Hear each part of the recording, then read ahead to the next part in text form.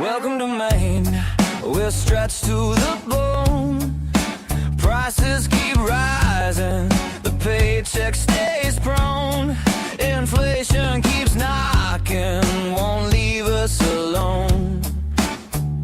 They're selling the lie, groceries climbing, the gas tank is low. The bill's hitting harder than snow, but silence still blankets the truth. Where does it go? They're selling the lie.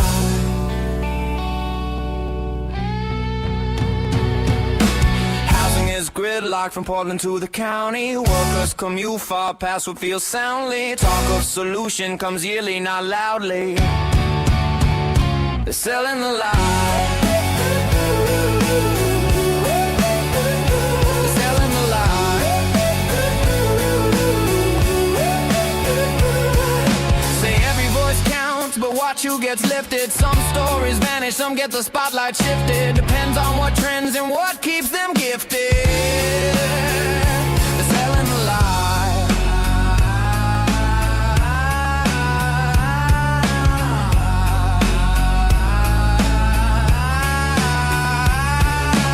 I won't believe them, I wanna believe, but truth's always stuck in between. Static and spin, drown the signal again. Nothing is what it seems.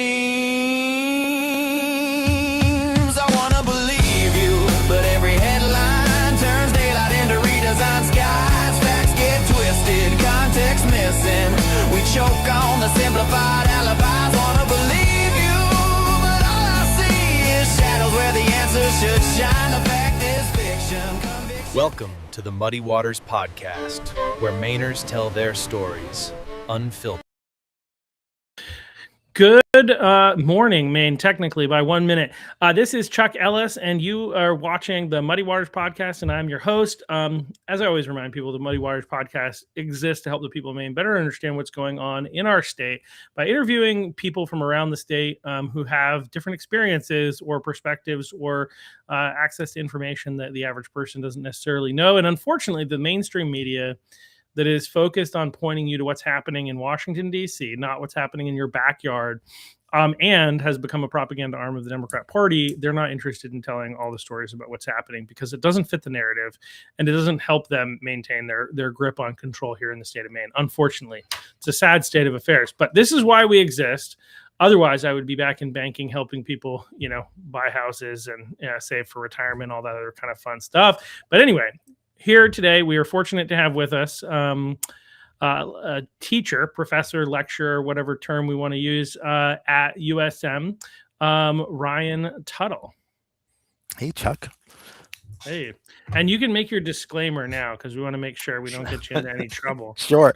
I was hoping it would happen more organically, but that's fine. Yeah. So I do work for the University of Southern Maine. Like you said, I'm a lecturer there, part of the psychology faculty. But I am here representing my own views and not the views of my employer, the University of Southern Maine or the University of Maine system.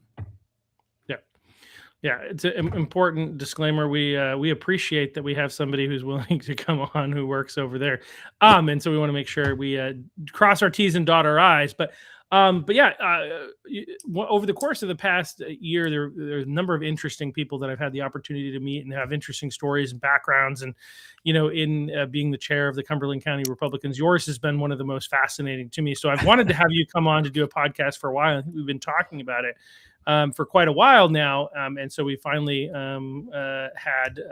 were able to find the time to make it happen. Because you almost could have called this podcast the Unconventional Republican or something along those lines. Because when we look at like what makes up the traditional view of what a Republican is, you're not in the picture, generally speaking, and I think in most people's minds.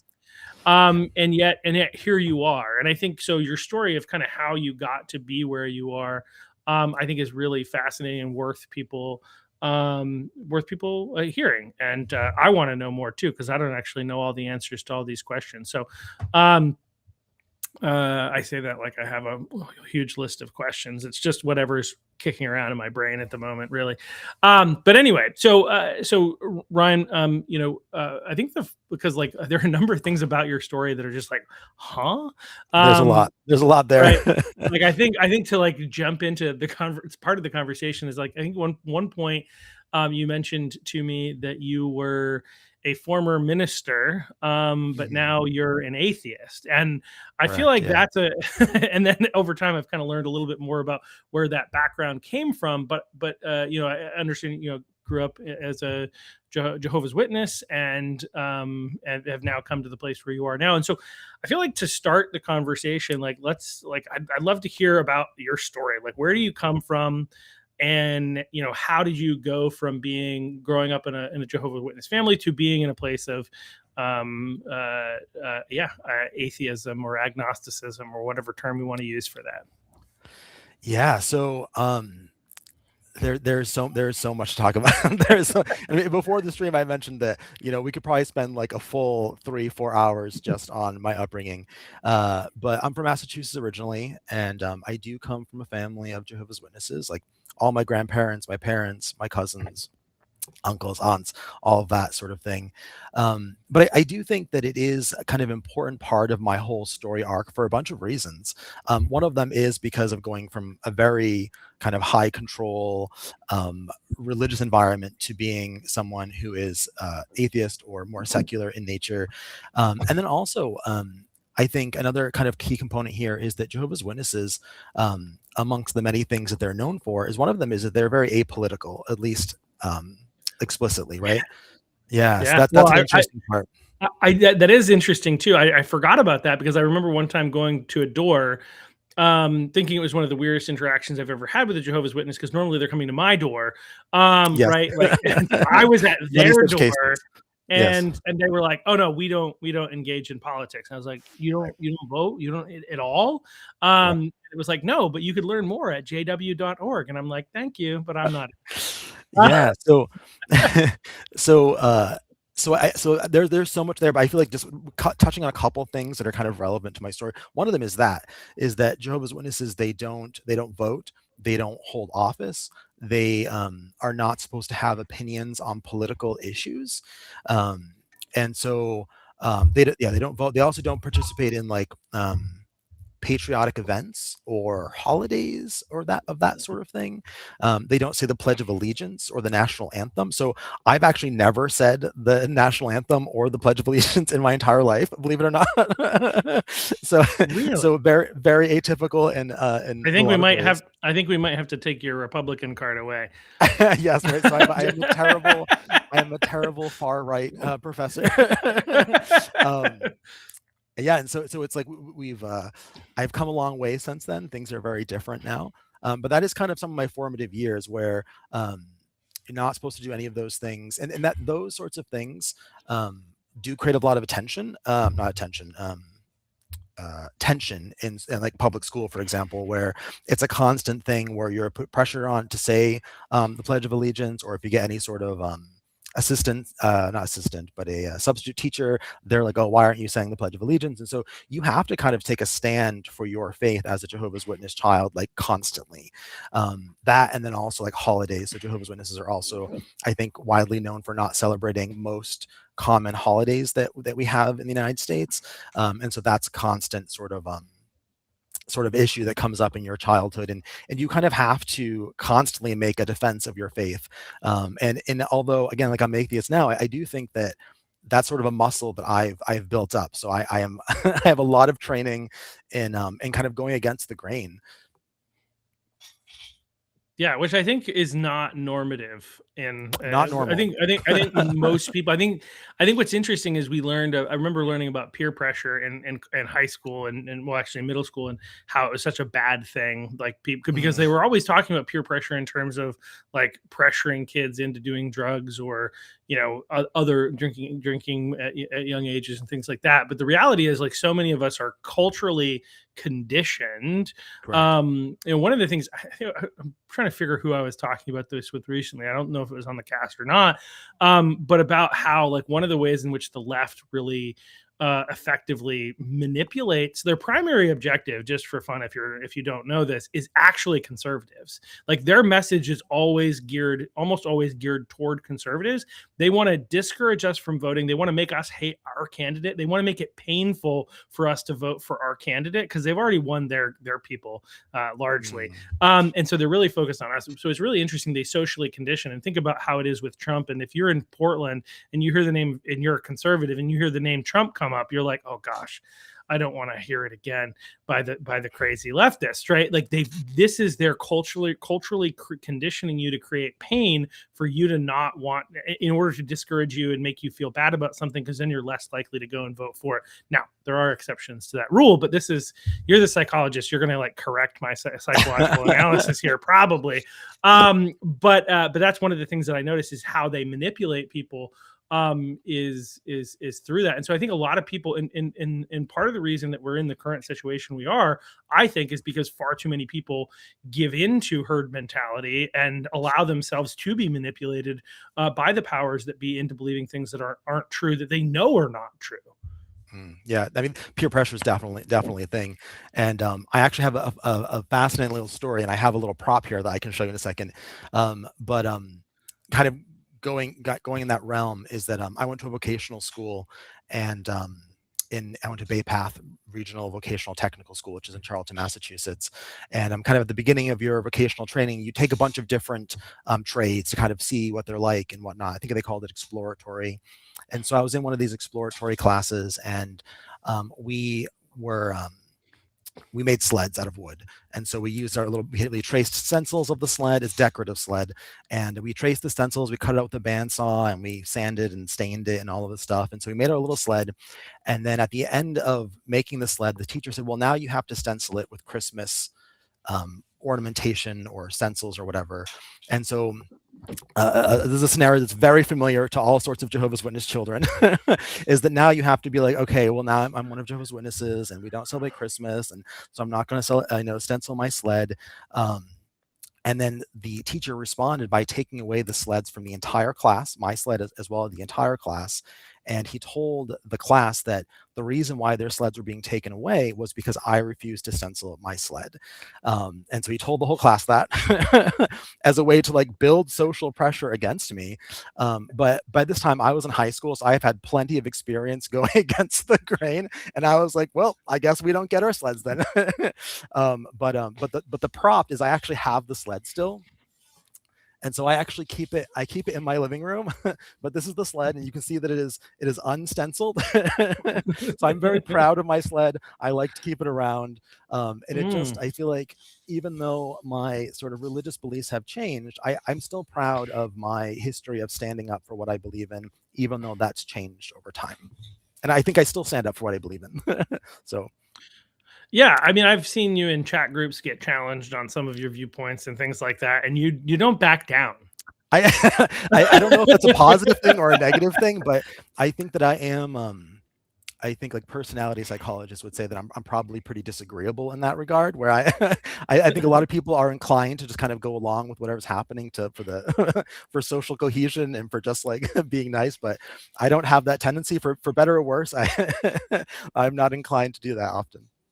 Yeah, well, I think there are pros and cons, and I think when it comes to the places like academia, because I wouldn't say that you're not convincible, right? Like I think if somebody presents some reality, I think you can find your way to it.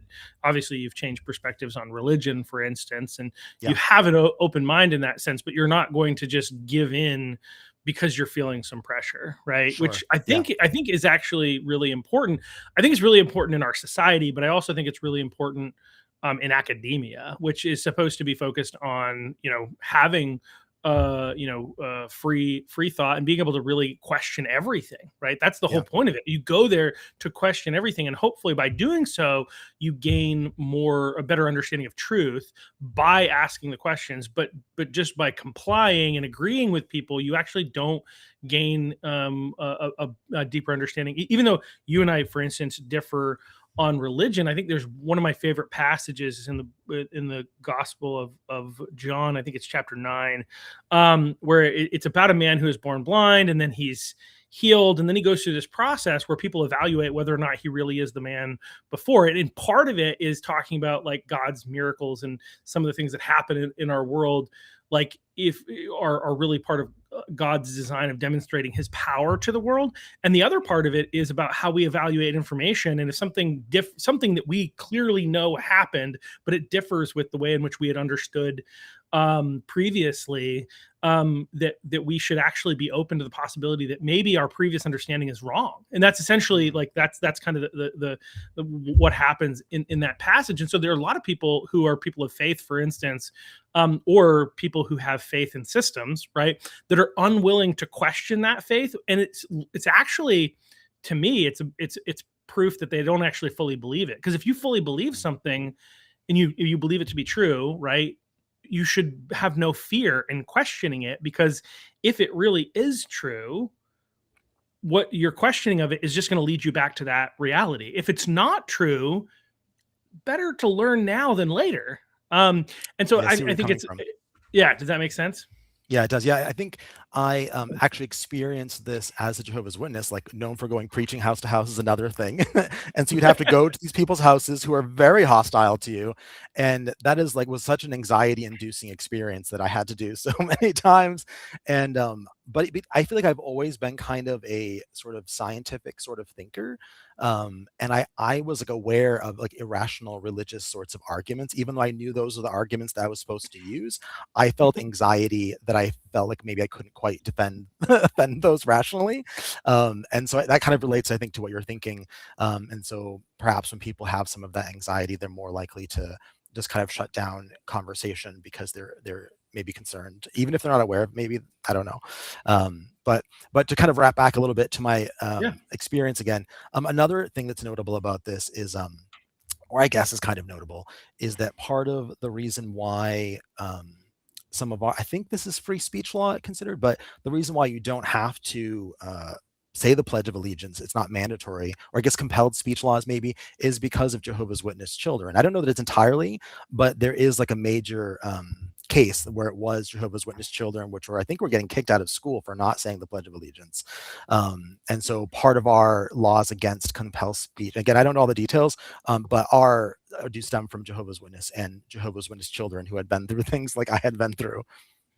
No, that's really interesting, because obviously that's foundational, I think, to our current understanding of free speech. And it's a big part of the reason that the Biden era, 2024 Biden era, Title IX policies, which were eventually rolled back under Trump, but before Trump even took office, were deemed to be unconstitutional, was because of the aspect of compelled speech. In order for there to be free speech, you also have to be able to, you have to be in a situation where there can be things that you don't want to say that you don't agree with. So it's interesting. I didn't know that had that history there, but that's, I don't know. I don't remember all the details, but there is some history there.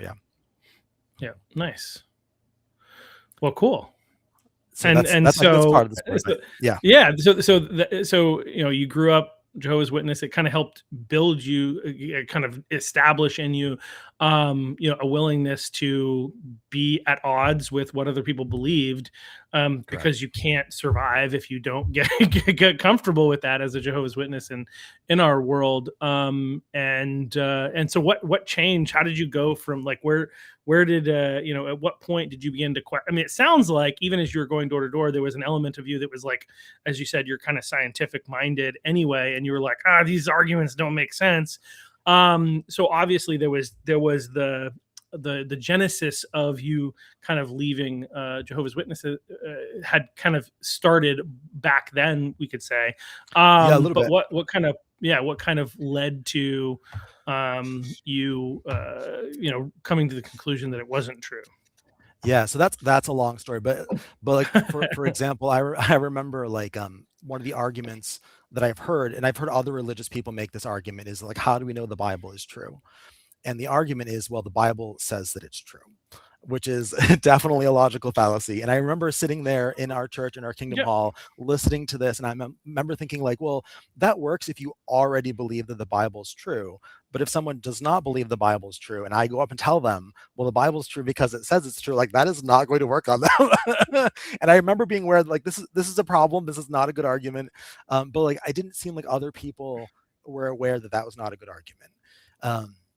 Yeah, my leaving story is complex. I don't want to spend too much time on that just because I feel like that could consume our entire time together. I was just very unhappy. Jehovah's Witnesses, they discourage a lot of kind of personal development sorts of things where they're kind of opposed to dating, they're kind of opposed to like education, higher education, they're opposed to you having a career. And so really they're all about like going to church or going to meetings, praying, reading the Bible, going out preaching, and like your entire life is these things. And so spending time doing these other things, especially at the expense of any of these, is really, really frowned upon. And I think that is, we could talk about maybe even a different time. I have complex views about religion. I think that religion is functional sometimes, but some components of religion I think are not functional. And one of them is like discouraging your members from having children, discouraging your members from being educated or having jobs. And I think that at the time I didn't know any of that. I didn't understand all of this, but I think that was creating angst in me because I was getting older, but it didn't feel like I was doing anything with my life. So one of the things that I did is I learned Spanish and I moved to a Spanish congregation. I think another kind of component to all of this is that I think part of my temperament is to be a kind of intellectual sort of person. And I felt like I didn't belong, even though this is where I had been in my entire life. It felt like I didn't belong. It felt like I didn't have people that understood me or that made sense to me. But I moved to a Spanish congregation. I learned Spanish, but the problems were still there. It was kind of similar sorts of issues. And so I ended up leaving, and I spent kind of a whole year just kind of not knowing who I was or what I believed or anything. And then I started to, I think it was a psychologist actually that was kind of critiquing religious leaders, critiquing some religious ideas. And I was like, I think the article was like narcissistic religious leaders or narcissistic religion or something. And I was like, a lot of this sounds really familiar actually, but it's all I knew. I didn't know anything else. And it's hard to, I think if you're not from the sort of high control environment, it's hard to understand like how limited your world is. And part of that limitation, which I think will come relevant later in our story, is that like I didn't know anything about politics. Like if you had asked me if Obama was Republican or Democrat, I would not have known. Like who's team blue, who's team red, I would have had no idea. And that's probably true for a lot of Jehovah's Witnesses, or like pro-life positions are part of my story that we'll get to later. But I would not have known if Republicans were pro-life or if Democrats were pro-life. I wouldn't have known. So I think that's part of the story. Yeah, no, it's really interesting, and I think I'm not here to defend religion, so I'll try to refrain from that. I want to hear your story. I do think it's really, really interesting. But you make, there are some interesting points that are being made, and I think like that idea of like narcissistic tendencies within religious leaders is one that we do definitely see within the Christian faith. I think one of the things that a friend of mine who's not a believer, as far as I know, I mean, things may have changed, but I haven't asked this question in a while. I don't see her that often, but she mentioned, because she understood that at the time I was part of a particular church, and she's like, all the men in that church have a God complex.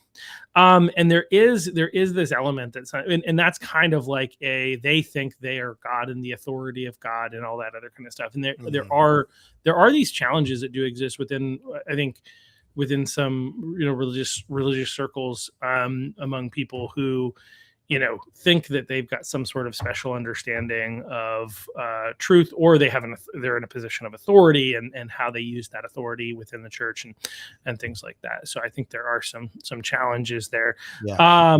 Jehovah's Witnesses would counter that, and they would say that it's, I'm not sure they would counter my argument. and say that this is God's perfect organization of like perfect truth, and it's just imperfect people. And so all the problems that you're talking about, they're really people.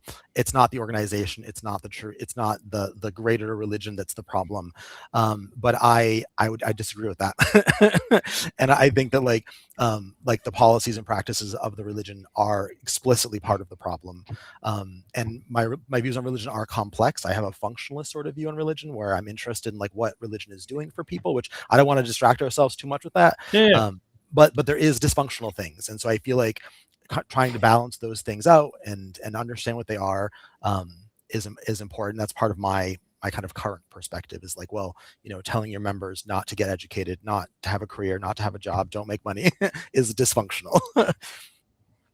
Yeah, I would say that's I don't know, regressive might be the way I would agree. the term for that, and obviously there are very big differences between like Christianity. I think in some ways you would argue that there's a lot of similarities, and I think that there's a truth to that.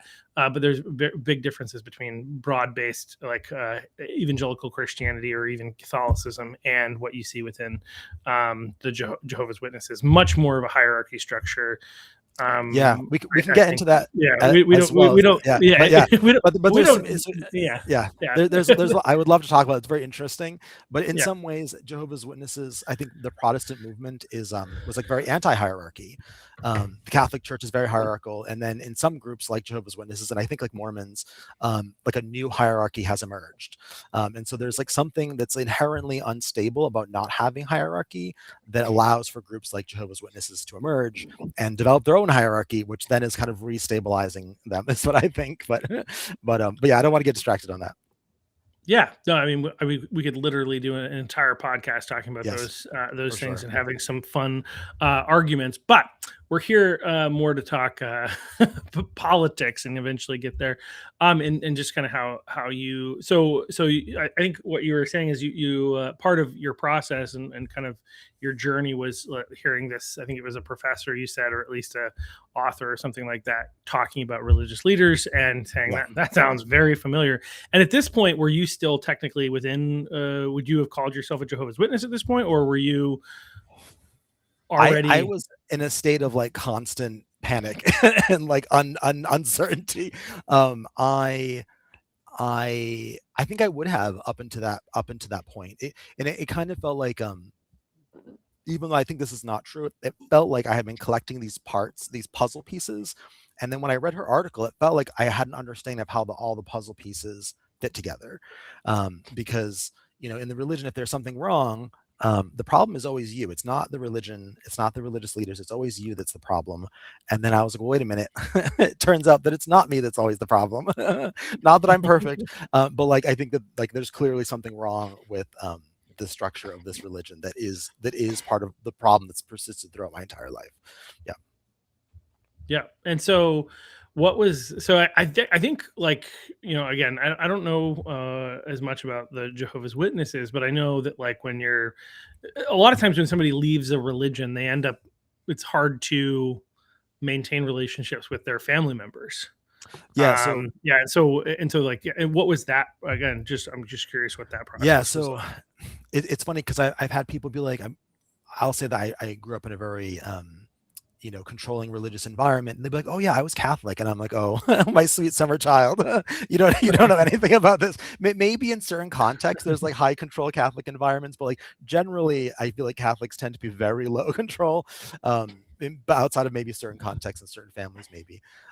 But yeah, Jehovah's Witnesses practice shunning. So I lost my community. I lost all of my friends. My family I still have relationship with my family, that's a whole complicated thing as well. But I lost my community and my friends, and I basically had to start my life over. And this was in 2014 is when I attended my last meeting with Jehovah's Witnesses. And then when I read that article, that was the fall of 2015. Okay. Wow. Yeah. Yeah. So that's, and at this point, had you started going to college yet, or was that something that came afterwards?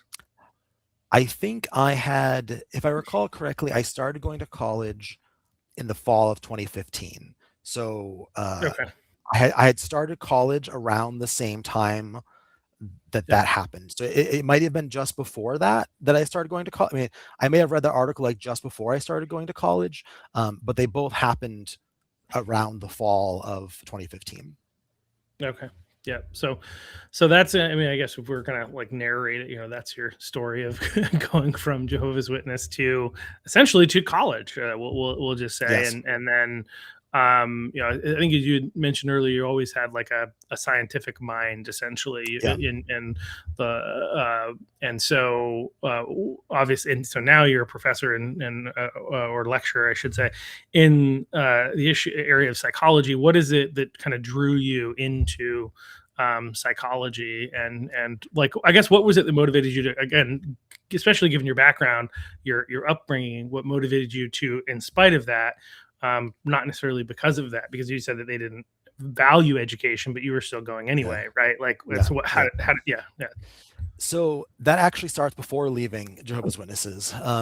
So typically Jehovah's Witnesses, they kind of discourage reading material outside of their own published material.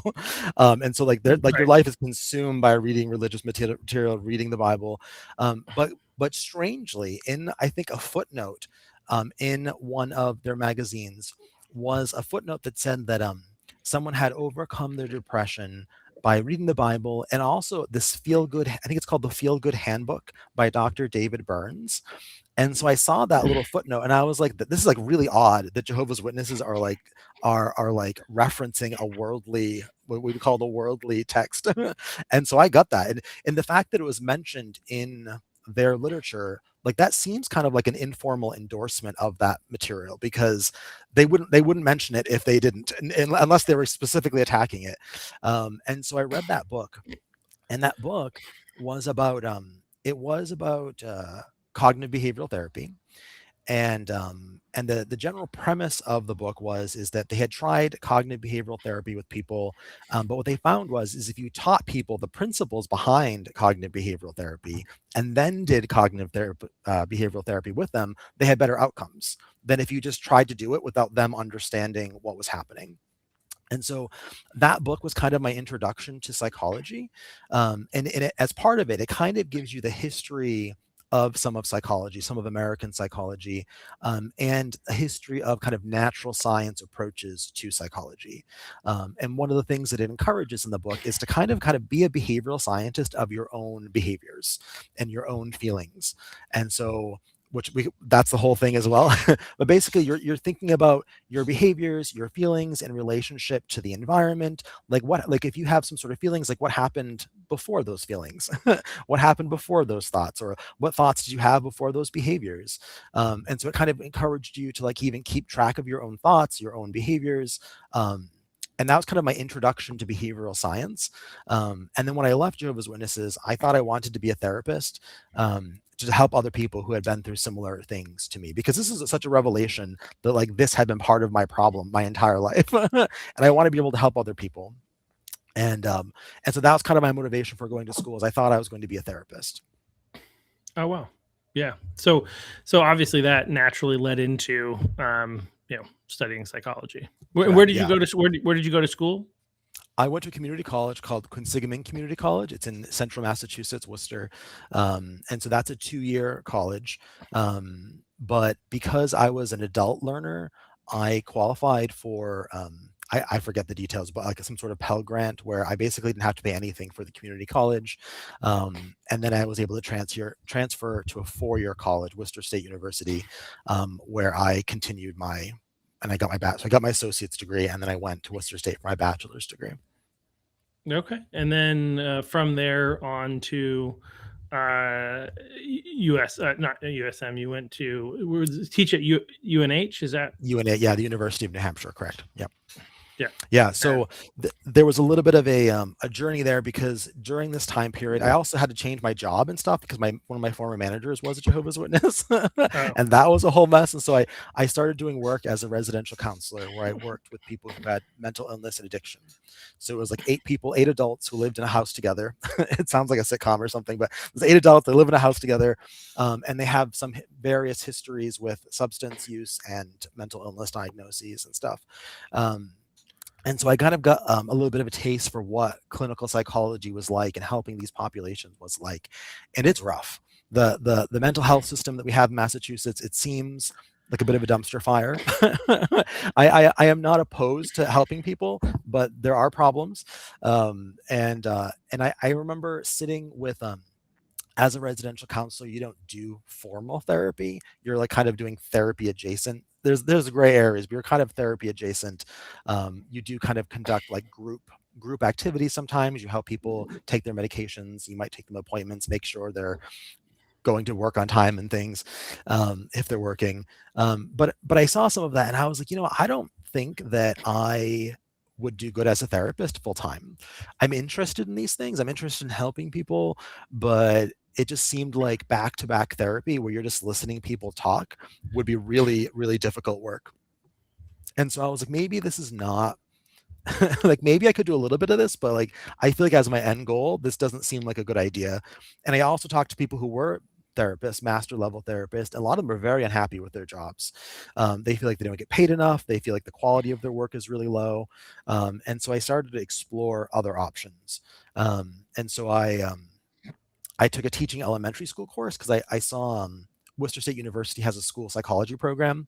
And so a lot of schools have a psychologist, and you'd be kind of like, you could be doing therapy with students, or you could be like kind of diagnosing learning disability sorts of things in a school setting. And so I was kind of curious about that.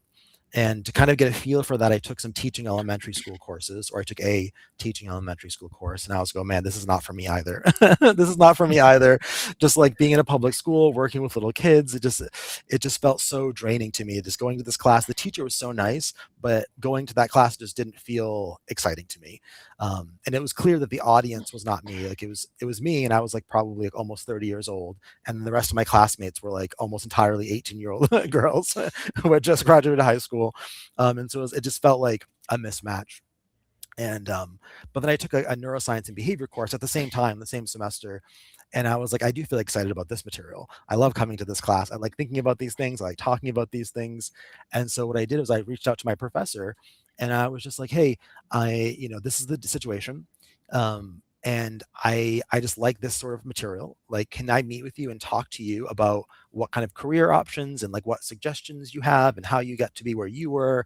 And so I met with her, Brandy Silver, and she was really great. So she became my academic advisor and mentor. She got me to be an honor student in the program, and she was like, well, she thinks what I need to do is actually a PhD program in like cognitive behavioral neuroscience sorts of approaches, because I was considering a master's program. But what I didn't realize is that PhD programs typically you get tuition reimbursement. So I thought I'd have to pay for everything out of pocket.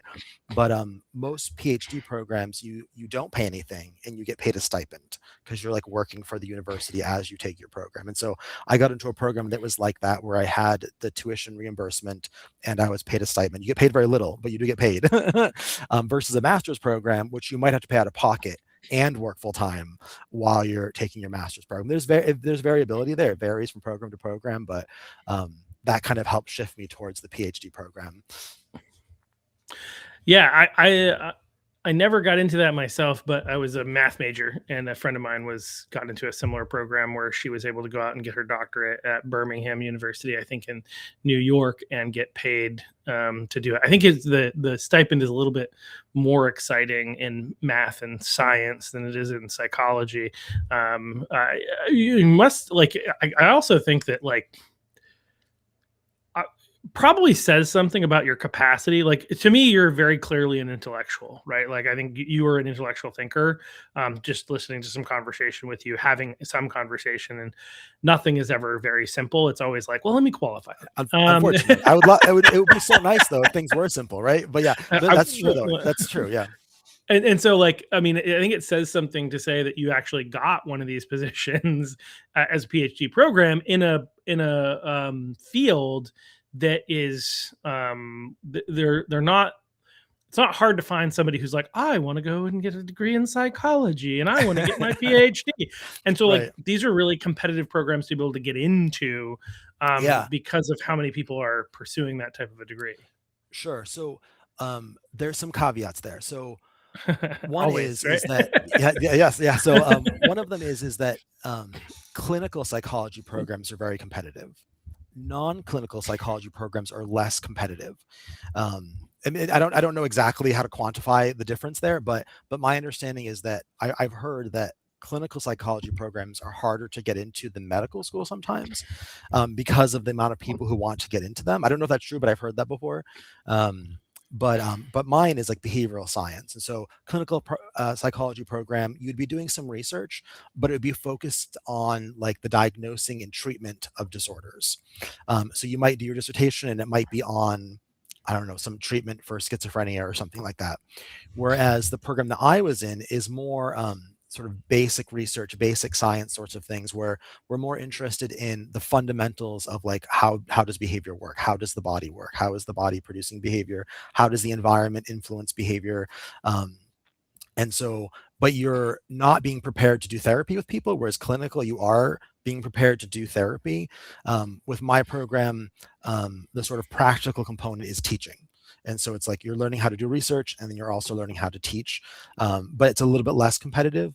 And one of the things I think, which I encourage students to do that helped me get into the program, is I looked for people who were doing research that was similar to my interests. And I reached out to that professor, and I was like, hey, this is who I am. This is what I'm interested in. And that's kind of how I got into the program. Okay. All right. That makes sense. So making a contact inside the program helps, as opposed to just like blindly applying.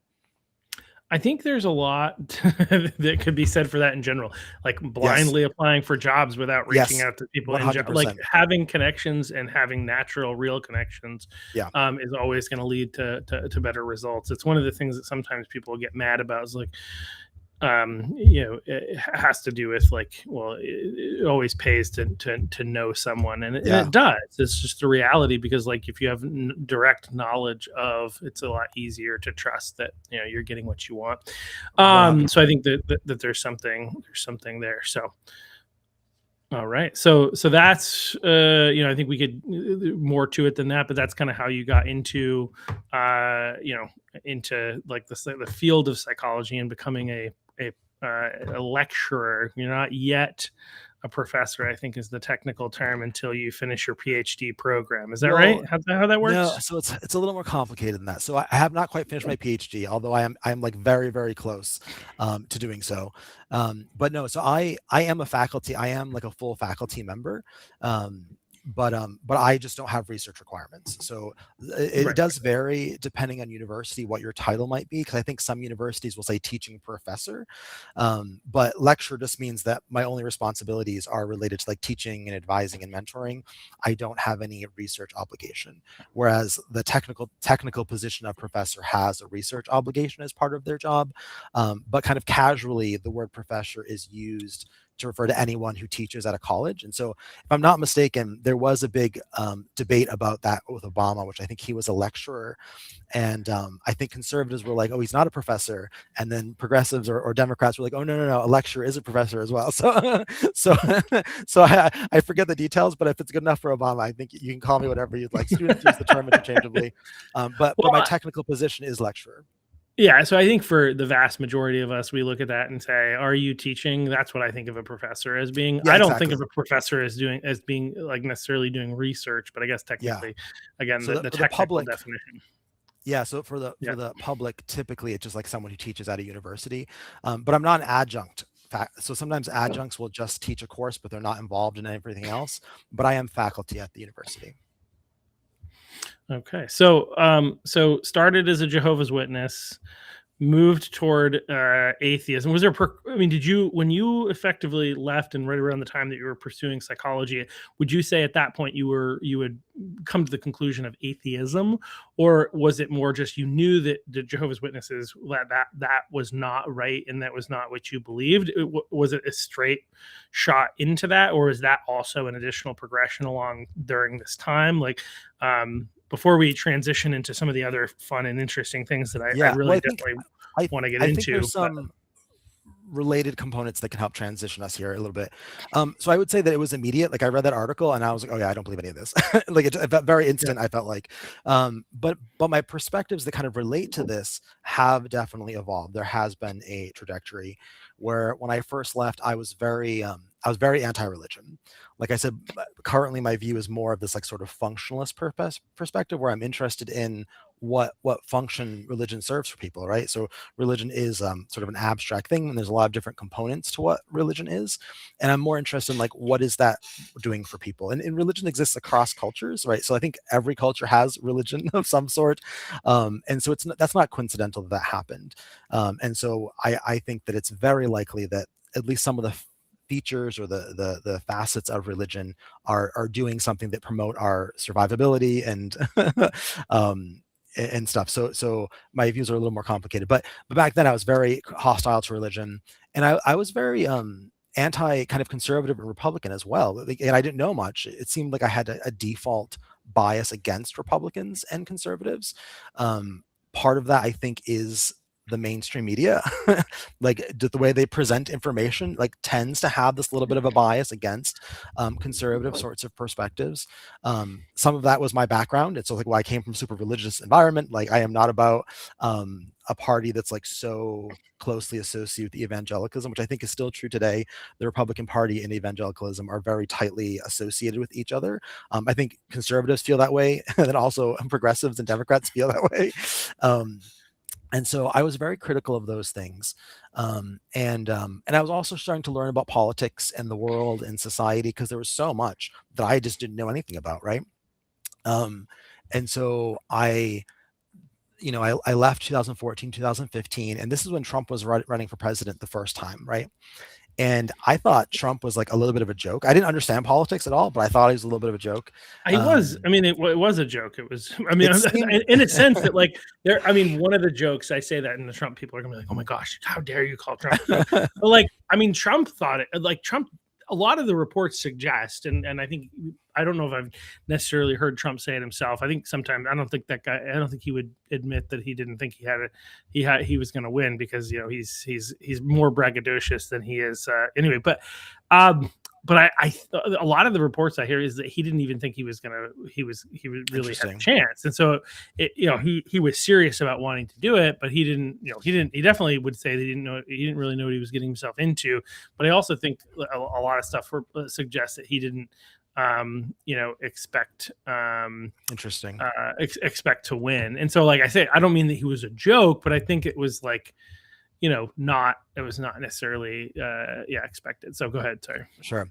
Yeah. So that's kind of what it seemed like to me. And it seemed like, and again, I think the people that I was around were all very progressive people now.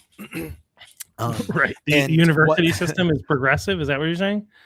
So there's elements of that, but these people weren't from the university though. They were just people that I had connected with through like going to like meetups and doing different events. It's just like my friends were all extreme progressive activist types. And there is a lot of overlap between people who are interested in like psychology and like progressive activism sorts of things. Sure. Some of my friends were even communists. Like they call themselves communists. Like I was like, which I didn't know anything about any of this stuff, but like Porter Potty Plattner, you mean? Yeah, I think maybe more aggressive. I don't know exactly what his positions are, but some of the people that I was friends with were like hardcore socialist, communist types of people. So that the 2015 election was happening. I actually went on a date with someone who was a Trump supporter, which is so reverse. It's such a backwards from what my dating experience typically has been. But she was a Trump supporter, and I was like, "How on earth could you be a Trump supporter? Like, what is going on?" Like all the young conservative men out there, like, where was this woman who is a Trump supporter? I know, right? Yeah, right. So she was a Trump supporter, and I was like, I didn't understand like how anyone could support Trump. Like, to me, he seemed funny. But I didn't understand like why someone would support him as a candidate for president. And so the election happened and Trump got elected in 2016. And I posted that I was shocked on Facebook. I posted how that I was shocked. I no, to me it seemed like, and I think this is true across the board. Like everyone thought Hillary was going to be president. I mean, maybe not conservative. I don't know, but I was very worried. I was hopeful. I'd been watching the polls and not believing the polls. And I was feeling like there was going to be a surge. There was something like I think people would agree with this. I mean, even to this day, there was something like magnetic, we'll say, about Trump, and so there was some he's like hope a charismatic that I had. sort of quality. Yeah, which I think is something that creates a bit of an unpredictable nature. But I was very hopeful. But I remember I remember going to bed and like worried that they were going to say that Trump had lost, and then waking up and hearing that he had won. And I was like, oh my, because I was worried about.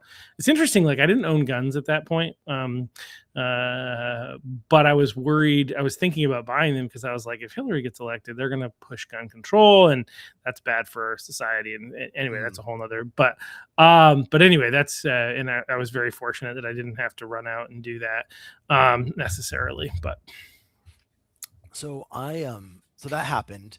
And I posted to Facebook that I was shocked that he became president. Like what is happening? But this is kind of the start of an avalanche that happens, sort of snowballing effect. But my response that I received was like, you're a dirty white man. You have no right to be commenting on politics. And I was like, excuse me, excuse me. And so that kind of started like there was multiple things that kind of happened all around the same time. And I forget the exact timeline, but this was one of the events that I was like, I blocked him. I'm like, get out of here. You have no right to tell me that I can't talk about politics. Like Jehovah's Witnesses told me that I can't talk about politics. And now you're going to tell me that I'm not allowed to talk about politics. And I don't even think that I'm interested. I'm really not that interested in politics. Maybe it's politics adjacent, but how dare you? How dare you? And then there's just a lot of like social, like contentious things happening in the media. Just like everything is so crazy. And I didn't know anything about politics before, so I'm not sure how normal any of this is. Is this abnormal? I talk to people and they're like, no, this is all very abnormal. Just like all the chaos that was happening in Trump's first presidency. And again, I forget the details because so much happens so quickly and it's been such a long time, but there's like protests and riots and so I think this is the same time period as the fiery, but mostly peaceful. I think this is the same. I think that part was that was in 2020. So the fiery, mostly 2020. Okay. That was we call sometimes called the Summer of Love. So this was Summer of Love. Yes, you're right. Yeah, earlier than that. Yeah, this is like 2017, 2018. We're progressing to those times, and these sorts of things are happening though, and I forget the details now. And one of the things, the Black Lives Matter was happening. Well, so that happened a series of times. It reemerged in 2020. But a lot of what happened was just taking what Trump had to say out of context. Like I cannot tell you how many times people would come to me and say, "Trump, did you hear that Trump said?" And I said, "Did he?" Like, let's go and review the tape. And so this is part of the story as well for me. Yeah. So the BLM stuff was happening and people were the way that my friends were acting online was just like extremely intolerant, extremely sort of puritanical. And in my view, like injustices happen, right? Yeah. Just for fun, puritanical, right? That's puritanical. Oh, absolutely. You're effectively suggesting that the left, which seems to be very anti-Christian, was being puritanical. Which I think if they heard that said about them, they would probably lose their minds. But anyway. Continue. I wanted to highlight that. In my view, progressive thoughts like actually do come from Protestant Christianity. I think that's part. This is actually part of the same family of ideas. But that's another conversation. But very puritanical, and in my view is like if you want someone to support your cause, really we should be thinking about like sameness, right? So like are there police departments that are corrupt? Like absolutely, I think that there's police departments that are corrupt. Are there miscarriages of justice that happen with the police? Like no doubt, and we should absolutely be able to like monitoring that, because we're giving police a position of power in society, and it can't just be like unchecked. So we have to be like, that's something, has to be something that we're able to monitor. There has to be some sort of like control on that. But the context that someone experiences injustice will vary, right? So injustice is like a context dependent sort of thing that happens, right? And so like who experiences injustice and when, and that is very context dependent sort of thing. But they were saying no, like it's just Black people who experience injustice. And I was like, like, I feel like that's a terrible thing to tell someone who was like born in this fundamentalist religion. So I haven't experienced any injustice. And they're like, no, it's just Black people. And I was like, what about and so to me, if you want people to support your cause, like kind of being hostile and rigid like this doesn't seem like a good way of getting them to support your cause.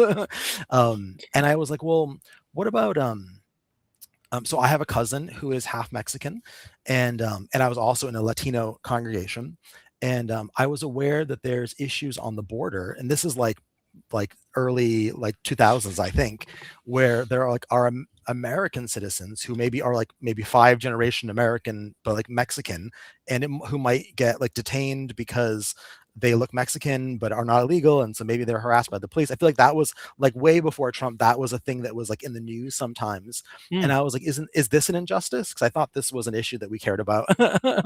And they're like, well, you're not allowed to talk about that, you're only allowed to talk about BLM. And I was like, I'm not liking this rigidity that's happening here. And it was interesting because not long after that, the whole kids in cages thing was part of the news cycle. And I was like, oh, so now we care about this. But we didn't when I said it a week ago. And so, but I made those sorts of comments, and they were so nasty to me. These hateful messages calling me a racist and a Nazi and all of these things. Because I'm like, well, because I care about Mexicans I care about American citizens who happen to have American and Mexican ancestry, and just so intolerant, so nasty. And it seems like there was a component of just me being light-skinned and male that didn't matter what I said. They would be hostile because you have no right to talk about anything. And so this gets me starting to be more critical of progressive ideas and progressive behavior, because this seems like wildly dysfunctional. Like, I'm on your side, why do you hate me? But oh, do they hate me? And so I just like start blocking people. Like, if you are doing this sort of behavior, you're gone. like the religion that I was born in practice shunning, and like I can shun you too. Like, goodbye, hit the road. I don't need you in my life. And so I start to like develop a little bit of some red flags, some critical takes on progressive stances. And then, like, we were talking about the media, where I watched all of Rachel Maddow's Russiagate stuff that was happening, and I had never watched the news before. I knew nothing about politics, and so I'm watching this, and I'm like, because they were saying that Trump was like a Russian spy, a Russian asset, and all of this, and I have no idea how to validate if this is true. Like, I have no idea, but it's like, it's very sensational. Yeah. And I'm watching this, and I'm wondering, like, could this be true? I don't know. There was a couple, like, again, there was like multiple kind of turning points, but one of them was this, is that they were in love with Robert Mueller. He was like Superman, and he was like going to save America, and Trump is evil. And then the kind of case concluded, and it didn't seem to be the results that they wanted. And I don't even know the details, but it wasn't quite what they wanted as far as the conclusion of that investigation. And then they were like, you know, Mueller's a paid operative too, and he's also in Trump. Oh, and I was like, wait a minute, you were saying that he was like Jesus like a week ago, and they just changed like overnight. And it's like, well, that doesn't make sense to me. Like, so he was like our savior, and then now you hate him, and he's saying, and so right. It's like when, going back to like the issue of race. It's like they love Black people and want to give Black people a voice, unless they're like right, unless they're Larry Elder, and then they get told that they're the black face of white supremacy. yeah, I remember that one. These are the types of things I had to prep my wife on. My wife has conservative values. She's from Rwanda. I had to be like, babe, you know, they may say crazy things like that about you because you're married to me. Yeah, oh, for sure. I especially married to you. I'm sure that gonna be a target. Yeah. But and then there was other things like there was a 4th of July celebration that happened, and I think Trump had it at Mount Rushmore. And so actually one of the things that's happening is I see all this coverage about Trump, and Trump said into these awful things and all this stuff was happening. And I was like, is this true? Like and then I'm like, I just need to see this firsthand, because I feel like I'm interested in empiricism. I would like to like see and understand what's happening. And I'm just trying, like, broadly, I'm trying to get a sense of what's happening, because everything seems so chaotic and so crazy. And especially coming from my background where I've been through so much, and then the world seems to be falling apart. And so I start watching like original footage. And so I see the media's coverage, but I'm like, I want to watch like the thing that happened, so I can get my own perspective on whatever it is, because it seems like they're obviously partisan. And so one of them was that there was this 4th of July celebration at Mount Rushmore, which was a big drama because I think they didn't want him to have it at Mount Rushmore. I don't remember exactly. But he had it at Mount Rushmore. And I watched some of it, and it was so boring. Like, there wasn't any interesting, like, dramatic Trump things that happened. Even he didn't say anything sensational as far as I could tell. It seemed pretty bog standard and boring. But then I saw the media's coverage, and they were like, it was dark and foreboding, Nazi rally. And I was like, that just seems like a very disingenuous take on what I observed, which seemed to be a very boring, very typical 4th of July celebration.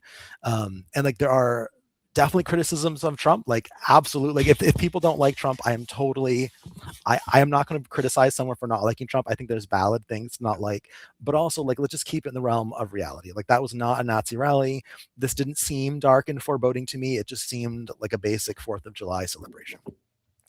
And so that's kind of part of my trajectory, learning about these events. Well, especially just for fun, if you actually juxtapose like Trump versus Biden's like speech 1 year in, where he actually had like the actual makeup looked dark, literally looked dark and foreboding, and the glowing red one, right? Yeah. What was that all about? I don't know what that was anyway, about. That was very interesting, and I am curious who, because I mean, like, you would think that someone on Biden's team would have seen that and be like, that doesn't look great. Maybe we shouldn't. I mean, there's people who are designing these things, right? I mean, there's whole teams of people, I would think. So I'm kind of curious what went wrong there. But I think it went wrong from our perspective, but I think it went right from their perspective. I think maybe they were trying to send maybe some strength there. Maybe they were trying to convey like strength or something. I don't know, but it did seem strange. And so I'm learning about these things and my interactions with other people. I do start asking my coworkers. I ask my coworkers at my job, and I'm like, well, like, because you guys are what we as Jehovah's Witnesses would call worldly people. I wouldn't have said that then, but that's part of the language that we would use.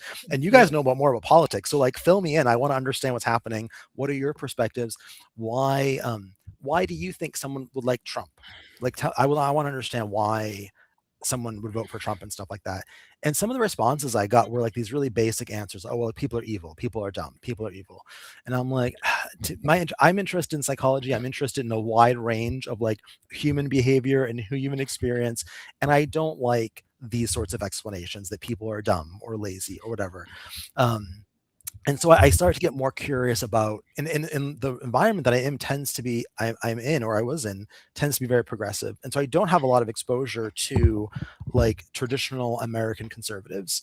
I do have my Jehovah's Witness background, but I'm not sure that they necessarily qualify as traditional American conservatives. They are also kind of like a third thing where they do have a lot of conservative things, but they also have things that are not associated with, traditional American conservative, like they're opposed to patriotism and opposed to nationalism and stuff. And so I'm at school, so I'm now at UNH, and I see a post online saying that they have an intellectual conservatives club, and they're inviting people to hear a delegate of the Electoral College speak. And so I go to this because I'm like, I want to learn. Like, also the Electoral College, like, I don't know enough about these things. I want to learn. And so I go. This is during COVID time, so this is on Zoom. I hear his little speech about the Electoral College, and there's a guy there who's a professor. And I'm like, I have not met a professor that's conservative. Either professors are like politically neutral or are like progressive activists, but I have not met like a Republican activist professor. And so I I then emailed him and I was like, hey, like I'm learning about politics. I would like to hear I want to hear like firsthand people's perspectives. Like I can watch CNN and MSNBC and stuff, but I want to hear your perspectives from you. And so can I meet with you and I just like hear like your perspectives on life and politics, and I would just like to hear everything. And so I meet with him, and we talk about some stuff, and we don't agree on everything, but we agree on some things, but not everything. This was actually one of the first times that I was introduced to people who were like passionately pro-life, and one of the perspectives that they had was, I think because they had a family member who I believe had Down syndrome. And so because of their family member who was Down syndrome, they were critical of abortion practices because they were like, well, this person is so full of life and he has so much to offer and all of this, like, does he not have a right to live? And that's kind of part of why they were pro-life. And so that was kind of one of my first exposure to that sort of thing. And in my early exposure to Republicans, because before that, if I had exposure to Republicans, I wasn't aware that I was having it. Right. Interesting. Well, yeah, there's so much there. It's hard to like, I'm digesting. Yeah. Sorry. I did a little speech there. So no, it's good. I mean, this is what I want. This is why I've got you here. Cause I like hearing your story of like how you, again, came from being completely apolitical to start because you want to understand your world and you're unsatisfied with the limited, we might even call this religious rhetoric, because one might argue that the Democrat Party is a religion at this point, right? But this religious rhetoric about people who don't agree with it being progressive ideology definitely shares some qualities with religious rhetoric stuff. Yeah, absolutely. Yeah, and so they're overly simplistic answers about why people might vote for Trump, for instance. Simplistic utopian ideas about society. Yeah, I think is really interesting. And so you're coming at this from the outside, right? Like a lot of us who have been involved in politics, we've been seeing this. And what's interesting too is like myself, like I was a Christian, basically always been a Christian, and kind of saw politics. I paid attention. I paid attention to national politics broadly, and I voted, but it wasn't the same. And I remember when I was unenrolled for the longest time, I was not involved in a party, and I didn't believe that either one of the parties actually in reality represented the people. I thought that they both purported to in different ways, but neither one of them actually did. And so I was unenrolled. And in order to run for office, I realized I needed some help. And so I enrolled in the Republican Party, and that's kind of how I came to be here. My views and values haven't changed. But I think one of the things I didn't like is this like kind of rhetoric when you talk about the Democrats or the Republicans or stuff like that. But the more time you spend in it and paying attention to it, it's hard not to come to these conclusions and be like, the Democrats, like these simple dichotomous, polarized sort of language. Yeah, I dislike that language, but I've been guilty of it myself in the past. But I also dislike it. Yeah. Well, it's hard not to, especially like. One of the things I'm fond of saying is that like a lot of the problems that exist on the left also exist on the right, but they're not as pronounced, if that makes sense. Or they exist in different ways and stuff, I think. Yeah. But it's to a lesser degree, typically, right? Like there are people that are spouting like overly simplistic rhetoric about people on the left that is not entirely true. But it's not happening as much, and it's not as big of a problem on the right as it is on the left. This is at least freedom of speech, right? Like there are people who are interested in, and we'll get back because that is an issue that is a big part of your story.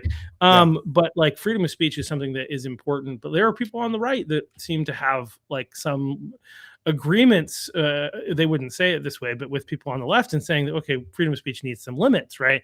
And so you have some of that. Like I remember when the Charlie Kirk assassination happened, that there was some communications that eventually Pam Bondi walked back effectively, that came out as being like anti-free speech elements. And I think a couple of things were happening. A lot of people were in pain and were willing and weren't, and because they were in pain and they're frustrated and somebody was saying something about Charlie, they were like, yeah, go get him.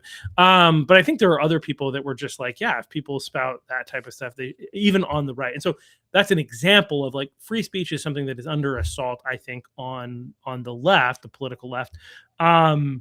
in progressive circles, they want to limit free speech, and they don't want people to be able to say certain things like, we get into transgenderism or a number of other things where they like want to tell us we have to say something or we can't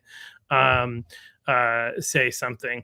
And so anyway, like that is a huge problem on the left, and it's pretty universally accepted. Whereas on the right, there are some people, and I think that's a good example of like there being problems on both sides. But I'm pretty sure there's data to support this as well. Like there's data. 100%. Well, yeah, and I mean, the political violence is another great example, right? Where I think there's also data. Yeah, there's data on that, and so like. So I've gotten to the point where like I don't like to talk about this, and I usually say like there's a big difference between the voters, right, and the politicians, right? The average Democrat voter doesn't necessarily have as big of problems as the people who are leading the charge in politics. And so typically I want to make it clear that when I'm talking about the Democrats in this way, I'm largely talking about the politicians that are leading the charge, not the average voter. It really is. Cause like, but anyway, there's also like average people, there's like the average normies, and then there's also like the activists, which sometimes are the most vocal and aggressive and in your face, which may or may not be representative of like the average normie population. So those are it's very tricky to talk about those things and separate them a little bit. But yeah, so do you have another question? I can continue with my story. No, I want you to continue. Yeah, sure. It's fascinating to kind of see your perspective coming from the outside. That's essentially all of what I was trying to say. Sure. Is like, because it's very interesting.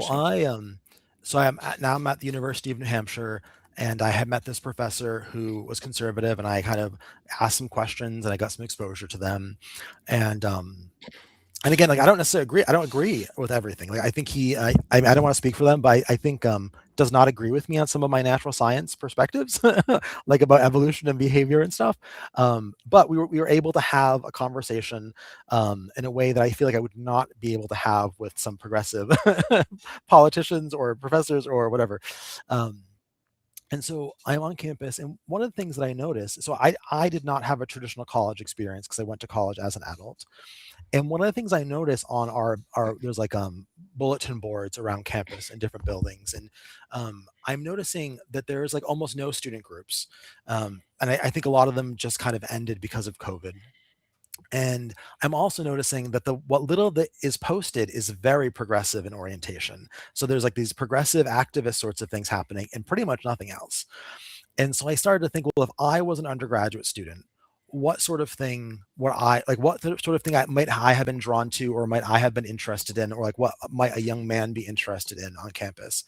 And so I started to do some investigation, like what can I contribute to like improving society and stuff. This is also I don't want to get distracted here, but part of my sort of civic philosophy is like I'm much more interested in like building and constructing things. Like how can we add things? How can we build it? So much harder to like build and add and construct things than it is to tear things down. Very easy to tear a statue down, much harder to put one up.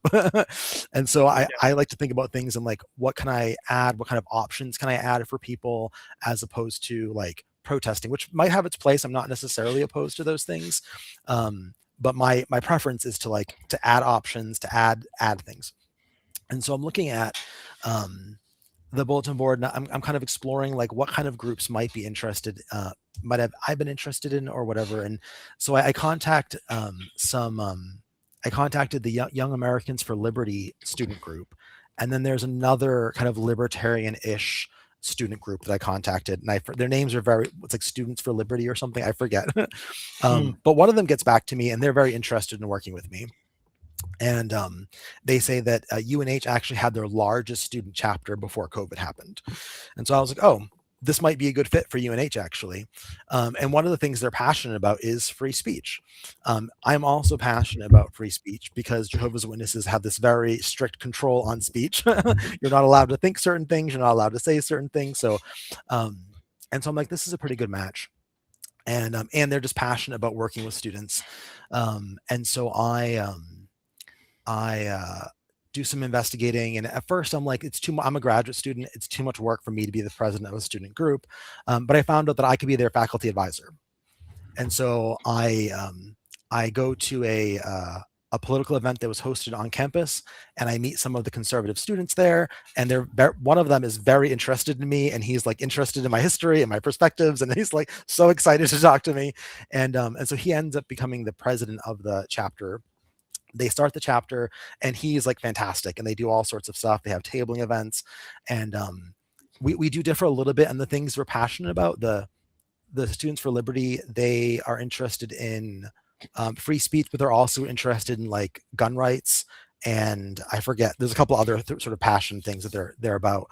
I'm more about free speech. I'm not opposed to guns. I just don't know anything about guns, so I feel like I'm not someone who can be advocating for or against. Really, I'm not.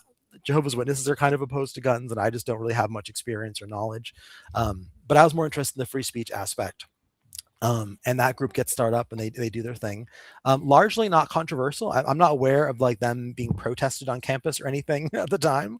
And then another opportunity that arises. So that's kind of my experience with student groups on campus a little bit. Another opportunity that arises is that I become a member of the Graduate Student Senate, and I'm like the community coordinator or something, the community events coordinator or something for the Graduate Student Senate. And we get asked to, if we want to participate in different committees at the university, with the Senate or at the university broadly. One of them is the Free Speech Committee. I forget the exact title, but it's roughly the Free Speech Committee. And the Free Speech Workshop Committee is about evaluating free speech policies at UNH after the May 1st protest. There was like Palestine protests, if you recall. And in New Hampshire, we like shut that down immediately. What year was this in? Was this before? Because I know that there's been movement. There have been segments of the U.S. population that's been focused on that issue prior to. I think it's like 2024.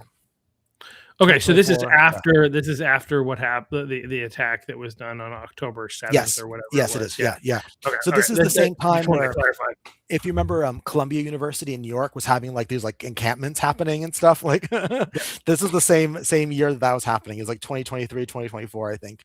And so they invite us. They asked the Graduate Student Senate for a graduate student representative on that committee. But in it, they say that the graduate student representative has to be a woman of color. And so at first I was like, I am already overwhelmed with school. There's too much going on. I do not need to be on a committee. But you're telling me that I can't be on this committee because of my skin color and my sex? This seems to be a problem. And so I said, I would like to be on this committee. And another interesting thing about this is that when I like ran for Graduate Student Senate, I put down that one of my passions is free speech. That's like my thing is free speech is what I put down. And so now there's a free speech committee, and I'm like, I'd like to be on that committee. And they're like, well, no, you can't be on this committee because they really want a Black woman or a woman of color. I'm sorry. And I was like, I think this is a problem. I think that you're not allowed to say this. And so I tell the Graduate Student Senate president that I'm like, yeah, if you want to tell me that I'm not allowed to do that, you're willing to do this, but there might be consequences. I am definitely not going to let this go because I think that this is inappropriate. And so then suddenly they're like, oh, thank you so much for volunteering for this committee. And so I'm on the committee, and the committee I feel like was a dumpster fire. It was interesting to observe. So I want to just for a moment highlight this because I think that it's really important. It's like it's part of, if you listen to the trajectory of your story, it's very natural that you would do that. Yeah.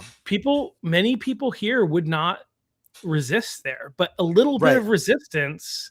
Yes. And they cave because the reality is they recognize that would be a violation of 100%. and so anti-discrimination law.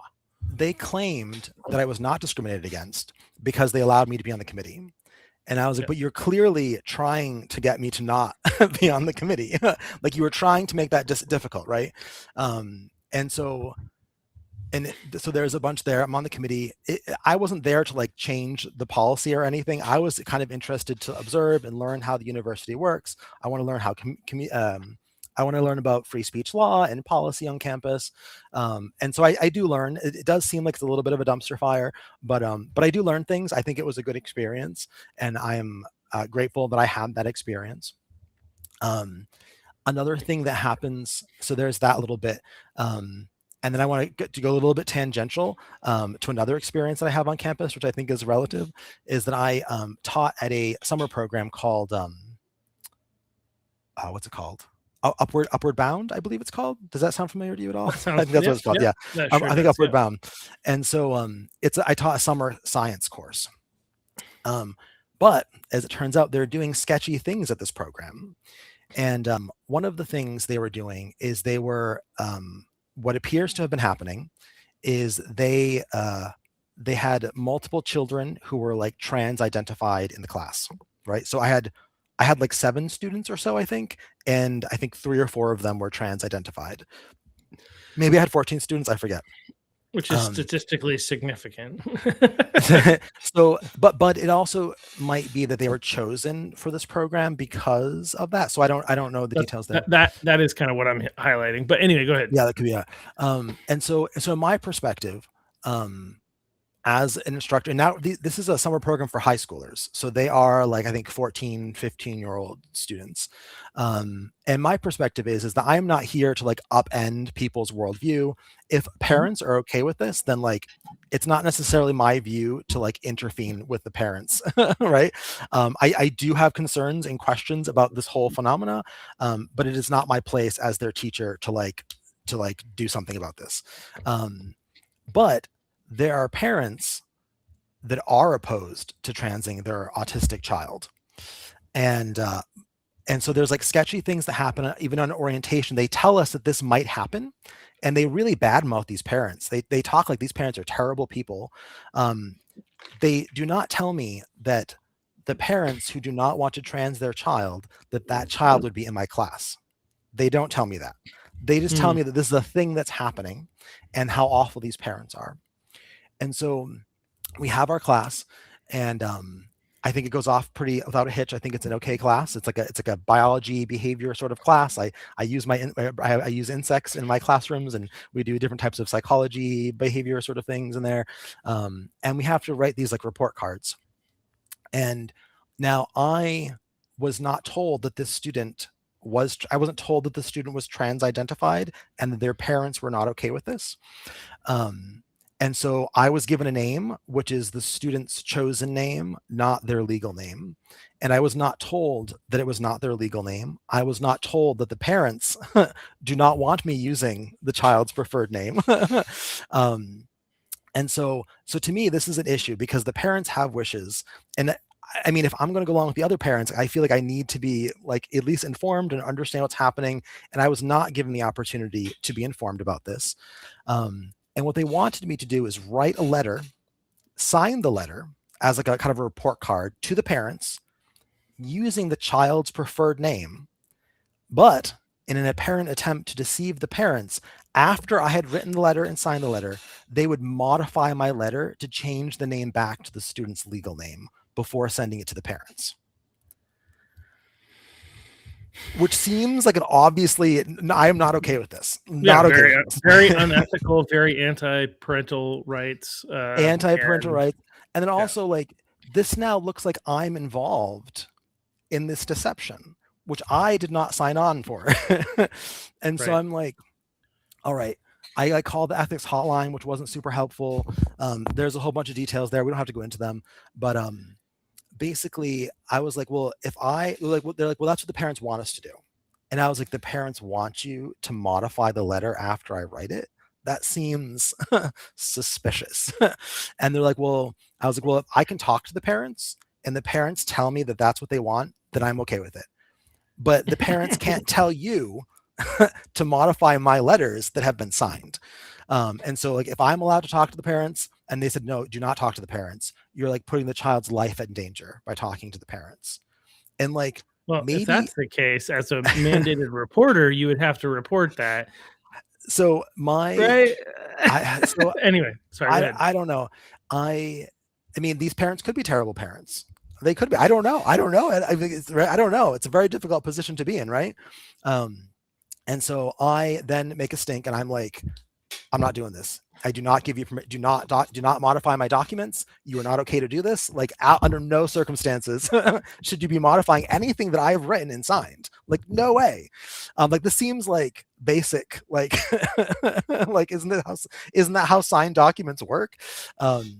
Yeah. And then they're like, oh, and then there's like all this like equivocating that goes on, and I still have the emails, which is like absolutely insane. And they're like, oh, actually, don't write any letters. How about you just don't write any letters at all? And it's like, well, is it the child that's in danger, or is it your job that's in danger? So I caused some problems there, but I didn't want to cause these problems. They were doing sketchy things that forced me into this position. Well, this is one of those things where I think a lot of this has come from the left, where, you know, highlighting the problems that are being created on the left, you being the person to highlight them, you're the problem, not that the problem exists, right? Like, I know. When we try to address the horrific issue, the issue that is education in Maine, and we try to go to school board meetings and say, hey, why is our school system one of the worst in the state, and a state that's one of the worst in the nation? We get berated as being awful and evil for even bringing it up. But it's like, for sure. But it's real. Like, I didn't create this. I'm just saying, what are we doing to fix it? And you're saying, well, give us more money. Well, we keep giving you more money and you're not fixing it. So can you please explain? And they're like, these people, you know, and so anyway, it's similar to that. I think there's probably some related stuff happening there. But like, my philosophy is, you know, very much about the parents. And it's not really my place to be intervening between the parent and the child, in my view. And so there are parents that are okay with this, and I'm like, okay, if the parents are cool with this, it's not my place to like be like intervening otherwise. But now we have parents that are not okay with this, and I'm not allowed to support those parents, and I'm not okay with this. And not only am I not allowed to support the parents, but you're doing shady things that seem like I'm being deceptive. And so if any legal thing did come back to this, they'd be like, where are these letters that you've like signed and stuff, you know? And so that was just another thing that I thought you might appreciate that story. Yeah, absolutely. Yeah. And so that was, they were minors, which is also an important part of the story. They're minors. It is at a high school, but it was they're minors. And so to me, that just seemed like just like wildly inappropriate and unnecessary. And also, like, why didn't you directly inform me that this student was in my class at the beginning of the semester? They like told us as a group that this might happen, but they didn't want to tell me that that there's this particular problem with this particular student. So just a lot of sketchy things happening in that summer. But just another kind of conflict. I feel like it does kind of go with my whole trajectory, where I'm like, I am much more prepared to like go against the very norm. Comfortable to go against the grain, which I think we need more of in our society. And so it's very anyway, it's a very interesting part of your story. So so obviously, like, it seems like what I'm hearing is like there's this like slow progression, more as a result of, you know, and I think like this, like your story is kind of the definition of how Trump won in 2024, right? Is that as more and more people become aware of what the left is doing and what their ideology is, that they're even more open about, like, for instance, and the ways in which they're mischaracterizing him. I think one of the biggest things I would actually share that in my story, I probably was going to vote for Trump anyway, right? But one of the biggest factors that led me to vote to solidify that I was going to vote for Donald Trump in 2016 was the media and the way in which they intentionally mischaracterized him. And like, to me, like, it was odd. I feel like I've always been pretty good at reading between the lines. And so, like, I could tell that they were like not accurately reporting the information, and like, so it became this thing, be like, okay, they're saying this, what did he actually say? Okay, well, he clearly didn't mean what you're trying to say that he meant, right? And so this is one of the elements that, like, I was like, okay. And then I really like did some probing like 3 or 4 weeks before the election, and spent a lot of time doing some research, and I was like, yeah, I like this guy. He's telling us what he's going to do, and he's telling us to hold him accountable. All right, like, that's more than I've seen in a politician in a long time. I'm going to vote for him. But again, you know, this type of thing, both in terms of mischaracterize and twisting And the other things that they're trying to sneaking things in front of parents, telling white men that they don't have the ability to speak, saying that the only form of oppression is against Black people. These are like insane, and this is the sickness that currently permeates the Democrat Party and Democrat ideology, and so this is creating a slow shift in you toward the right, essentially, from being essentially apolitical. Yeah, and I was also unenrolled this whole. So I did register to vote. I think in 2015 or 2016, I didn't vote, but I registered as an independent, or unenrolled, or independent, or however it was. And so through all the stories I've shared so far, I was either not registered to vote or I was registered as an independent. And so so I get a job at USM. So I'm nearing the end of my program. My program's a 5-year program, which I still haven't finished, but I finished the program, and I start working at USM. And one of the things that happens before I even start in the fall semester is I get called into the HR department, and I get told that they don't like my social media content. They don't like the things that I've said, and the things that they post. The things that they like screenshotted all these things, and they're not presenting them to me. And there are things that me talking about my experience. And so like one of them was talking that I had mentioned being a minister in a Latino congregation, and they said that this was discriminatory and I wasn't allowed to talk about this. And I was like, what? And they're like, why are you targeting Latinos? And I was like, would you like me to say that I was like a minister in like a Ugandan congregation? Am I like, do I speak, I don't know what language they speak in Rwanda, but like, do I speak that language? No, I mean, I speak Spanish, and I was in a Latino congregation. Like, am I supposed to talk about something else? What else should I say? And so I was not happy with that. I thought that was like wildly inappropriate.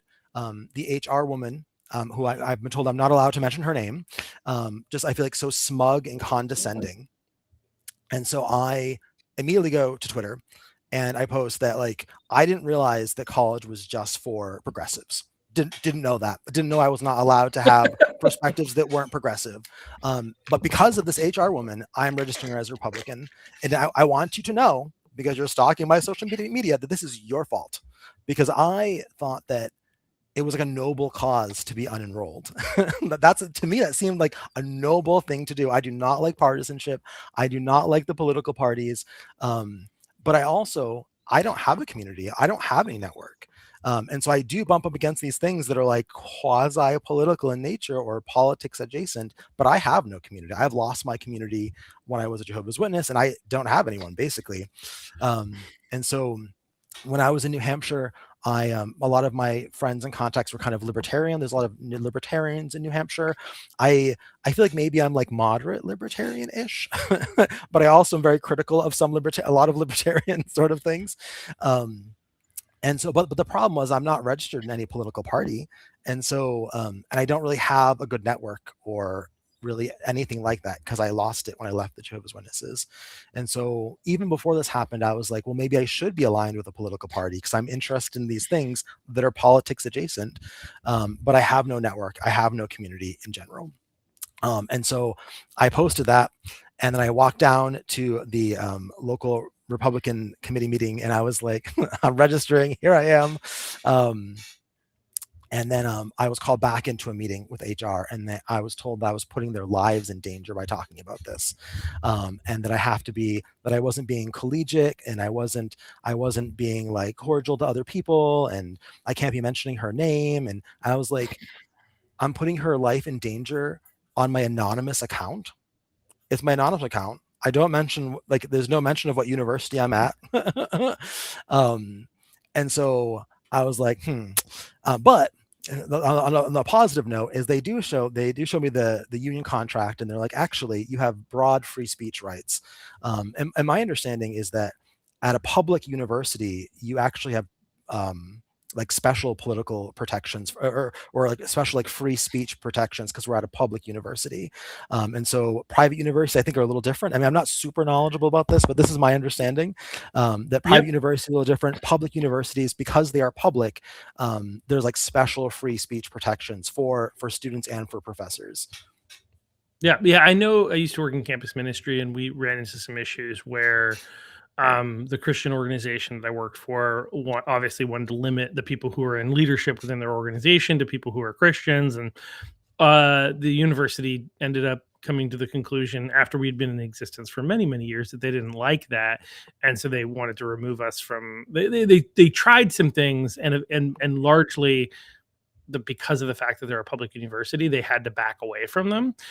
They could restrict funding from us, but they couldn't eliminate our right to exist on campus. Whereas in the private universities, they can actually like make it so that like Christian organizations, for instance, can't form student groups. They can restrict that at private universities. So there are, again, gets at public private, there are some differences. The private organization is not required to allow things that a public organization is required. Yeah. So anyway, I don't know all the nuts and bolts, but that's I don't know either. But that's my understanding. So I marched down to the committee meeting, which I've never been to a committee meeting, which also gives me a lot of anxiety because my entire life I was taught to like be afraid of politics, right? I mean, I've been out of the Jehovah's Witnesses for like 10, 15 years now. So it has been a while, but I still have some of those feelings like, ooh, this is like something like sketchy or dangerous or like edgy that I'm doing. And I've been to these meetings. They say the Pledge of Allegiance. I have not said the Pledge of, I've been to some of these meetings. I have not said the Pledge of Allegiance at any of these events. So I don't know if you knew that or not, but I'm like confessing my sins. And so I'm not. I feel like a lot of people would not be happy with me, but I'm not opposed to saying the Pledge of Allegiance today. But in some ways, it is kind of part of who I am. It's part of where I come from, and like it's deeply connected to who I am and how I act and behave. This like being bold and being brave in the face of controversy or conflict or social pressure, and that's part of it. So I'm not like philosophically opposed to the Pledge of Allegiance, but I have not said it technically. Maybe a special occasion or something. I don't know. And so I go to this Republican meeting, the committee meeting, and I'm like. Well, one, someone tells me, oh, you'll be sick of our emails. Oh, we send so many emails. You'll be sick of my emails. And I'm like, no. I think you're going to get sick of me. I'm pretty sure that's how this is going to work. But one of the things I mentioned while I'm there is I'm like, hey, if there's conservative students on campus or even just like heterodox, they don't even have to be conservative, that need support or they like want to talk to someone. Like I want them to know that I'm available, right?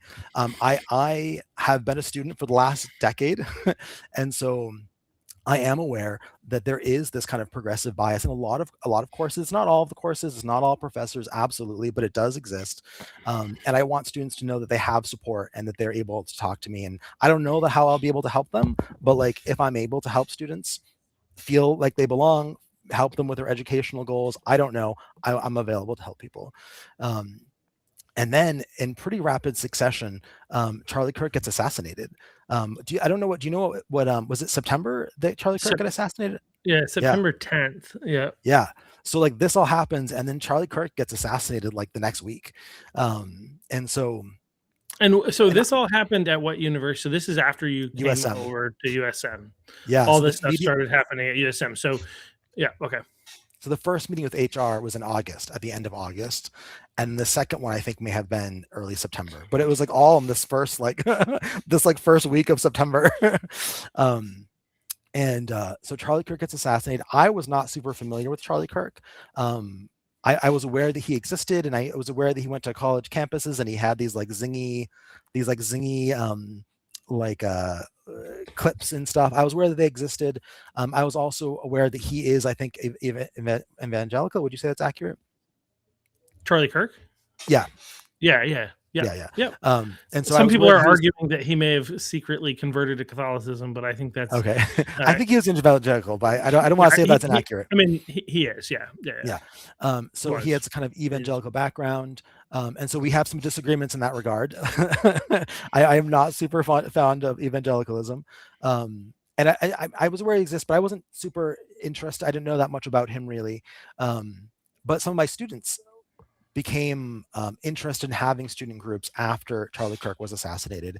And so they started to reach out to people. I guess they reached out to professors, and they were looking to start, students were interested in starting TPUSA on campus, and they were interested in starting a pro-life group.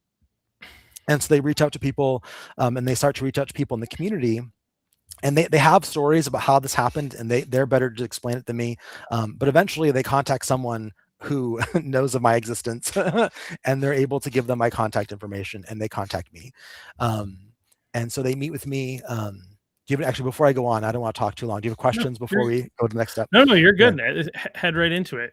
Yeah. Yeah. So then so the students, they message me and they're interested in having this student group.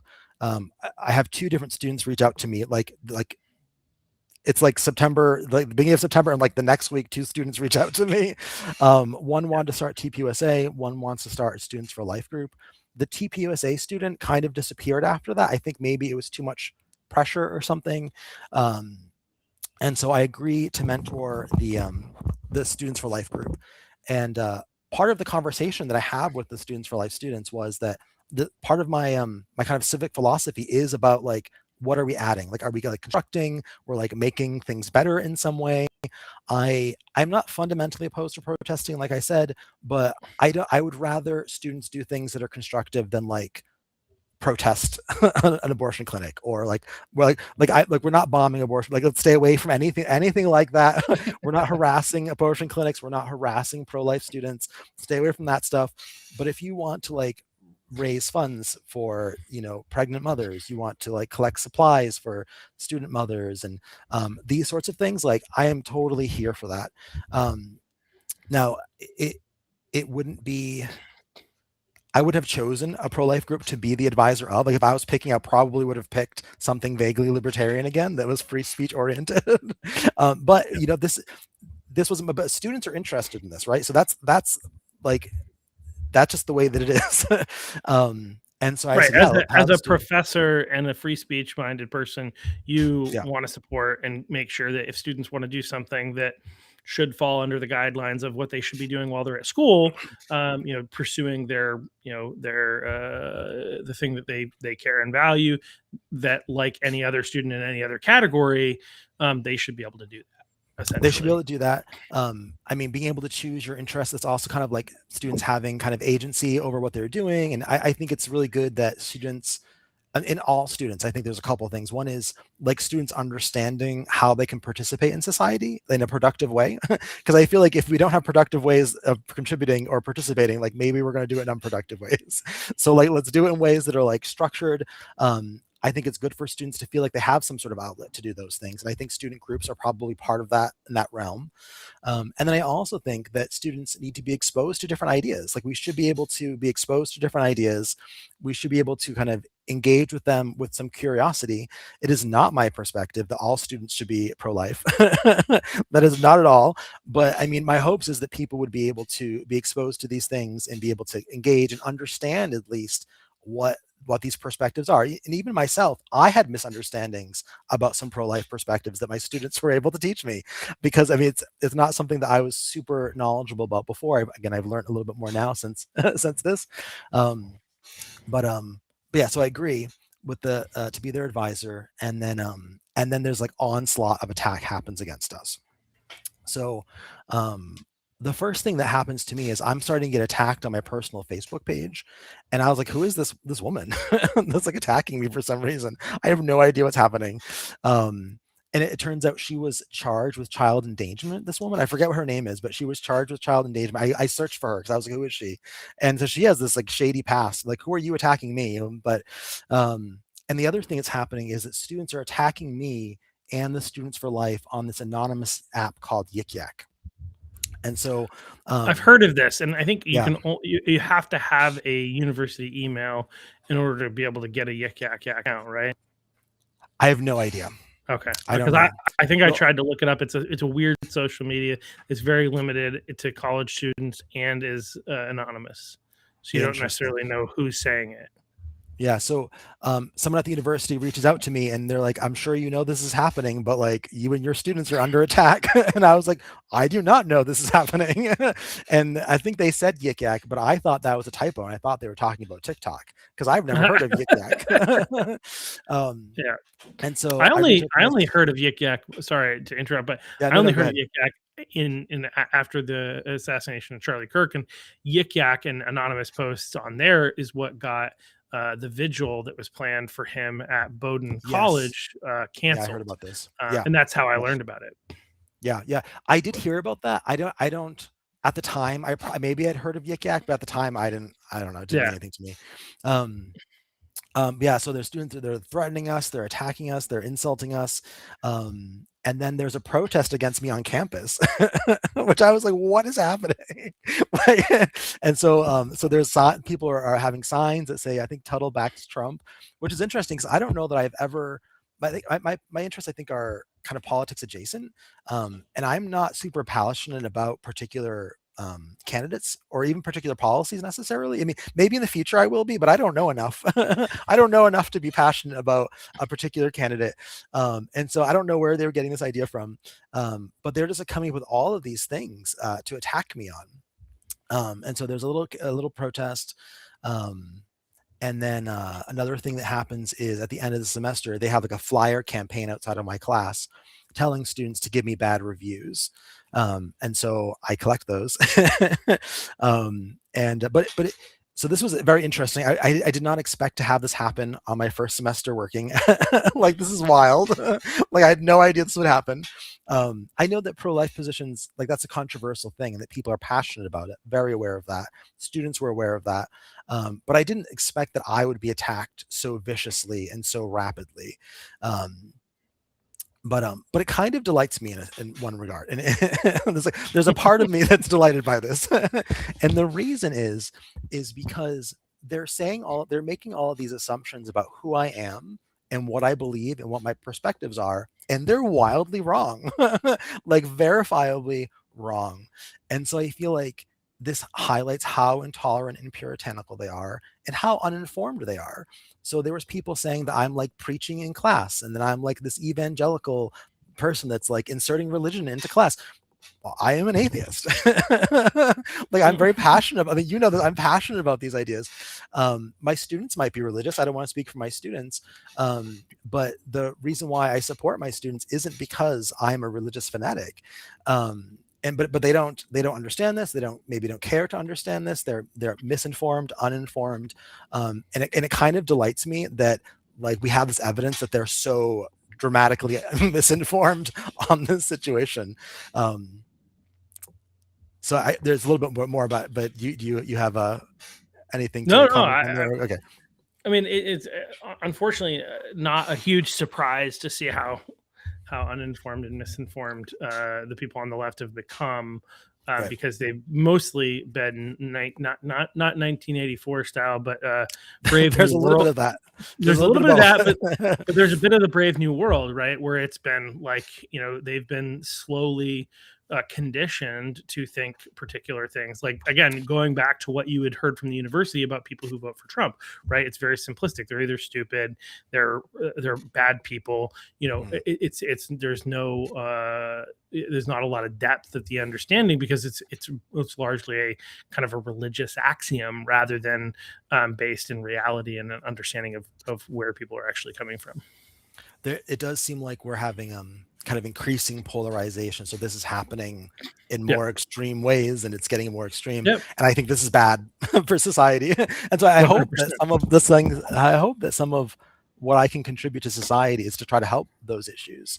I don't know if I am, but I would like to hope that I'd be able to help with these things. And I kind of think, kind of related to that polarization that's happening, I think that one of the things that politics, I think one of the reasons that we have politics, one of the functions of politics, is that it allows us to resolve like social conflict without violence. I think that's part of why we have politics. That's what politics is about. And even though, like, I don't really like politics. I mean, it's interesting because I think your podcast kind of is a political podcast, and so like I'm definitely interested in politics at some level. I don't like politics. Yeah. And I'm the chair of the Cumberland County Republicans, and I do this podcast. I actually don't enjoy the reality of the situation that we're currently in today. It's a different chapter or a different version of the same story. I mean, again, there are some different elements, but I'm in this situation because of largely it's because of how, and again, you talk about like the polarization, and I agree that things are becoming more polarized, but one side largely is the side that is moved and like conservatives, like, I mean, again, when Joe Rogan, Elon Musk, Tulsi Gabbard, RFK, we'll go to like popular, podcasters, Russell Brand, JP Sears. These are people that almost exclusively, and even Donald Trump, and like, we're largely on the left. I think all those people were in some capacity on the left prior to like 2020. I mean, Trump, he became a Republican like leading up to his presidential run, but like, it was these people were largely on the left, and it's been how radical the left has become that has caused people who have held the same largely the same political values on the right for the last 20 years, 30 years, and haven't really changed. And even people that were moderates and haven't really changed. And now they're being called far right by comparison. And so that's the radical. I just like to highlight, because like when we talk about the radicalization, it's like, well, one side largely has become. I'm not saying that there aren't potentially radical elements on the right, but they don't control the party. Anyway, they don't have significant influence over the party either. I mean, I know, so there's definitely memes. There's great memes online about all of this, but I think that there's also some data that supports this too. I mean, I'm not super familiar with that, but I think I've seen stuff. But yeah, it seems like there's some evidence for that. And it's interesting that like my students approached me and I'm like, we're not harassing. Like, I'm not about harassing pro-life students. I'm not about harassing abortion clinics. I'm not about threatening abort, because that's the thing that happens. Like there are there are radical elements. That's why I say it's not to say that there aren't radical elements on the right. There are people on the right that would have us do things like bomb abortion clinics. Like, you say that because that is a thing that has happened in the past. That's the thing that's happened. And so, but like, when I spoke with my students, I was like, I'm aware that and I don't know these students, right? So they could be, they could be radicals. I don't know, but like, I was very clear, like, I am not about this sort of thing, right? If you want to do, drives and tabling events, those are kind of constructive. I am not about harassing, bombing, threatening. But yet, as far as I know, my students haven't threatened anyone. They haven't harassed any professors. They haven't tried to get professors fired, but that has happened to us. It has happened to me. My students report that like students will come up to them and yell at them just like on campus. So, but they haven't done that as far as I know. So it does seem like there is a trend here. That so it seems like what we're talking about. There's something happening there for sure. Yeah.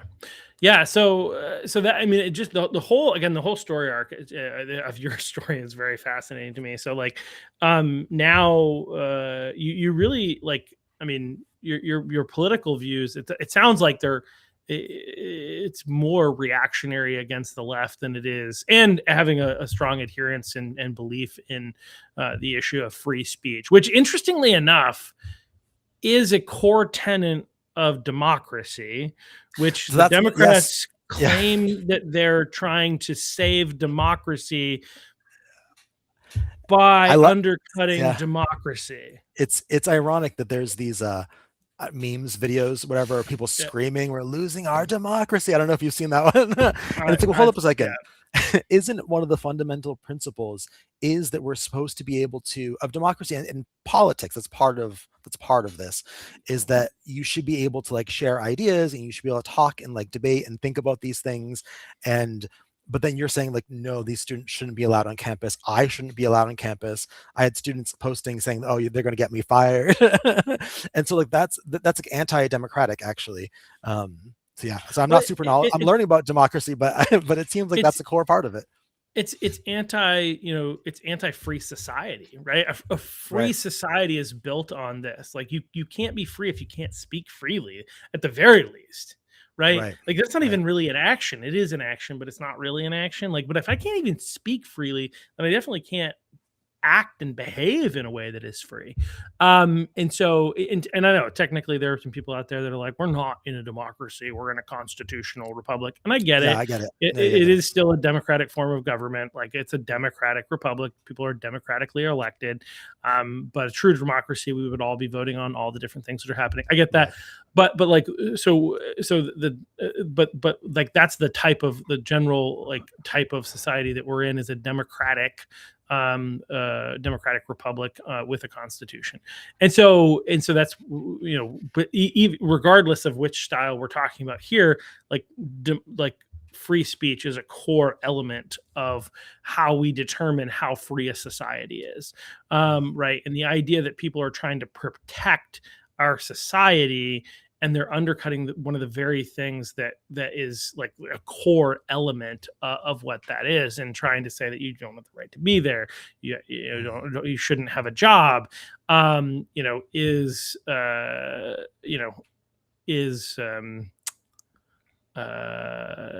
very fascinating. And And I think, so like we talked about earlier, like how I don't really like politics. I'm not super passionate about policies. I'm not super passionate about politicians, because I feel like I just don't know enough to be passionate in that regard.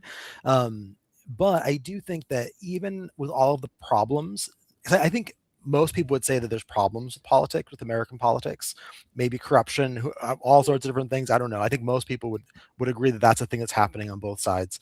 But I think despite that, I think we've been largely successful at having kind of nonviolent politics happening in the United States, which doesn't seem to be the case in other countries. Because in other countries, politicians get beheaded, people are shot, there's like gang things happening. And again, I'm not super knowledgeable about all this, but it seems like we've been despite all of the problems, we've been largely successful in having these processes happen without violence.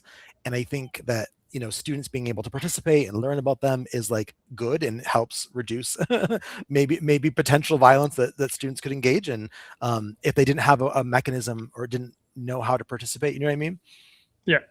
Yeah, which again, what's interesting though is, like, as you say that, like, we look at what's happened in the last year or the last couple of years, where there have been like I think two, like, one got shots off, another tried to kill Trump. It was on the golf course. Charlie Kirk is assassinated, and over the course of the last, I don't know, 3 or 4 weeks or so, there was the shooter in the ballroom. I don't know if it was in the ballroom, but at the hotel, the press, or whatever it was, the press press event, which and then you had the other person who is so, like, we have largely been able to avoid this. With, like, there have been moments of upheaval within our society. I mean, I think the 80s, and there were some situations, 70s and 80s, but largely we have been able to be a society that has continued to maintain a certain element of a healthy element of peace, and peaceful transitions of power, and things like that. And I say a couple of these things, and I know that, like, people on the left, if they're paying attention to this, they're going to be like, well, January 6th. And it's like, okay, yep. And then they're also going to say things about, people wanting teachers to be fired, because or shot. Well, no, I'm actually saying that they're going to say that teachers should have been fired because the left is upset that conservatives wanted teachers who were saying some pretty rotten things about Charlie Kirk. And there is a difference, the qualitative difference here. And that's like if you're not, for instance, advocating violence, you're doing the exact opposite, right? Yeah. If you have somebody who is in a position, which is a high position in our society, should be considered it, of being a teacher, and they're publicly advocating for, like, murder, it is understandable that we would not want that person around our children. That's very different than than being in a position like yours. It's not an anti-free speech. It's that, like, there are certain types of positions that have higher degrees of, anyway. But I don't know what maybe you have some thoughts about that. Yeah, but. I mean, I'm not a free speech activist. But I do think that we should, like, lean heavily into free speech, but yeah, I mean, I guess I would have to look at them individually. I mean, I think that 100%. And it depends on what they say and how they say it and where they say it. yeah, Because if they're yeah. saying it in the classroom, that's a big difference, right? If So they're saying it that's another online on a component. private like account that isn't obviously theirs and isn't available to their students to know necessarily that it's them, very different stories, Different. right? So this Yeah. actually came up in my orientation, my new faculty orientation, this like Oh, nice. specific thing, and no one wanted to comment on it, but I did because I don't Naturally. know what's wrong with me, but I Yeah. was like, and I think kind of like what you were saying is I feel like there is a difference if like they're like teaching this in the classroom is different than expressing their personal views. And I don't like that. But as far as like free speech and law, and there's a difference between like what the law should be and versus like what I personally like and dislike. So there's Sure. a lot of things 100. I dislike, but I don't think that the law should be and the government should be interfering necessarily. And so I think there's a difference between expressing opinions that are distasteful and then like teaching them in the classroom. I think those are a little different. Yeah, 100%. So, Yeah. well, anyway, I mean, one of the things that I want to say is I appreciate you giving our conservative students at USM the ability, because like without you, would they have been able to find a faculty advisor to be able to create the club on campus? And I think that's in question, right? Because but your willingness, even though you don't 100% agree necessarily with all of their causes, I mean, TPUSA is I don't think you're the advisor for that, but you did I'm support not. them. I did help. In Yeah. I did work with the students a little bit, but it wasn't that. I mean, I don't think I need to be the advisor to all conservative student groups, Sure. and I think in a lot of ways it's better if there are multiple different faculty that can support students because I don't know everything, right? And Right. so other faculty have their own experiences and ways they can support students. And with student clubs, lots of times the faculty aren't all that involved, so the stuff that the students do is like almost entirely them. But we do have TPUSA now that did start, and one of the things I encourage them to do is like I am passionate about allowing conservative perspectives and supporting students. But before I be your advisor, I want you to try. You got to give people the opportunity. Maybe there's a professor maybe there's a conservative professor who wants to be your advisor, and I don't know. Maybe I have no idea, right? But if you don't ask, then we won't know, right? Or maybe there's someone who's not conservative but is still interested in free speech and is still passionate about these ideas and who'll be willing to support and work with you. And so I said, you go email all the departments and reach out to as many, whoever you think is going to be open. And then if you can't find anyone, then we'll talk again and I'll be the advisor if I have to. But they did find someone.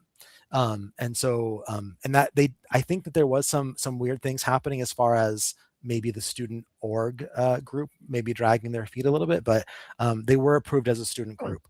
And so now there's a TPUSA group as well. Yeah, well, again, especially where you don't necessarily 100% agree with all of the views and you're not really politically like, even though you're engaged and you're connected, I think, political adjacent as you say, but Political you're adjacent is a good term. connected to a number of us and the Cumberland County Republicans and stuff like that. And I can still support students even if I'm not their advisor necessarily. Like I'll be able to support them if they whatever. I don't know what help support they need, but like if I can, I'll be supportive. Well, again, I just think it's so valuable to have somebody who's willing and not afraid to kind of go against the grain in such an environment at this time, even if you don't 100% agree with the views and values. And so I very much appreciate that. We had a couple of the students who started that organization, the Students for Life group, were on the podcast earlier, and if anybody's interested, go back and watch their story, because I think it's really kind of their story is also very I think interesting and powerful, and so just want to thank you so much for the work that you're doing, and for the fact that you're someone who's willing to stand up for what you believe, even if I don't 100% agree with it, right? And so appreciate that. Awesome. Thank you so much for having me.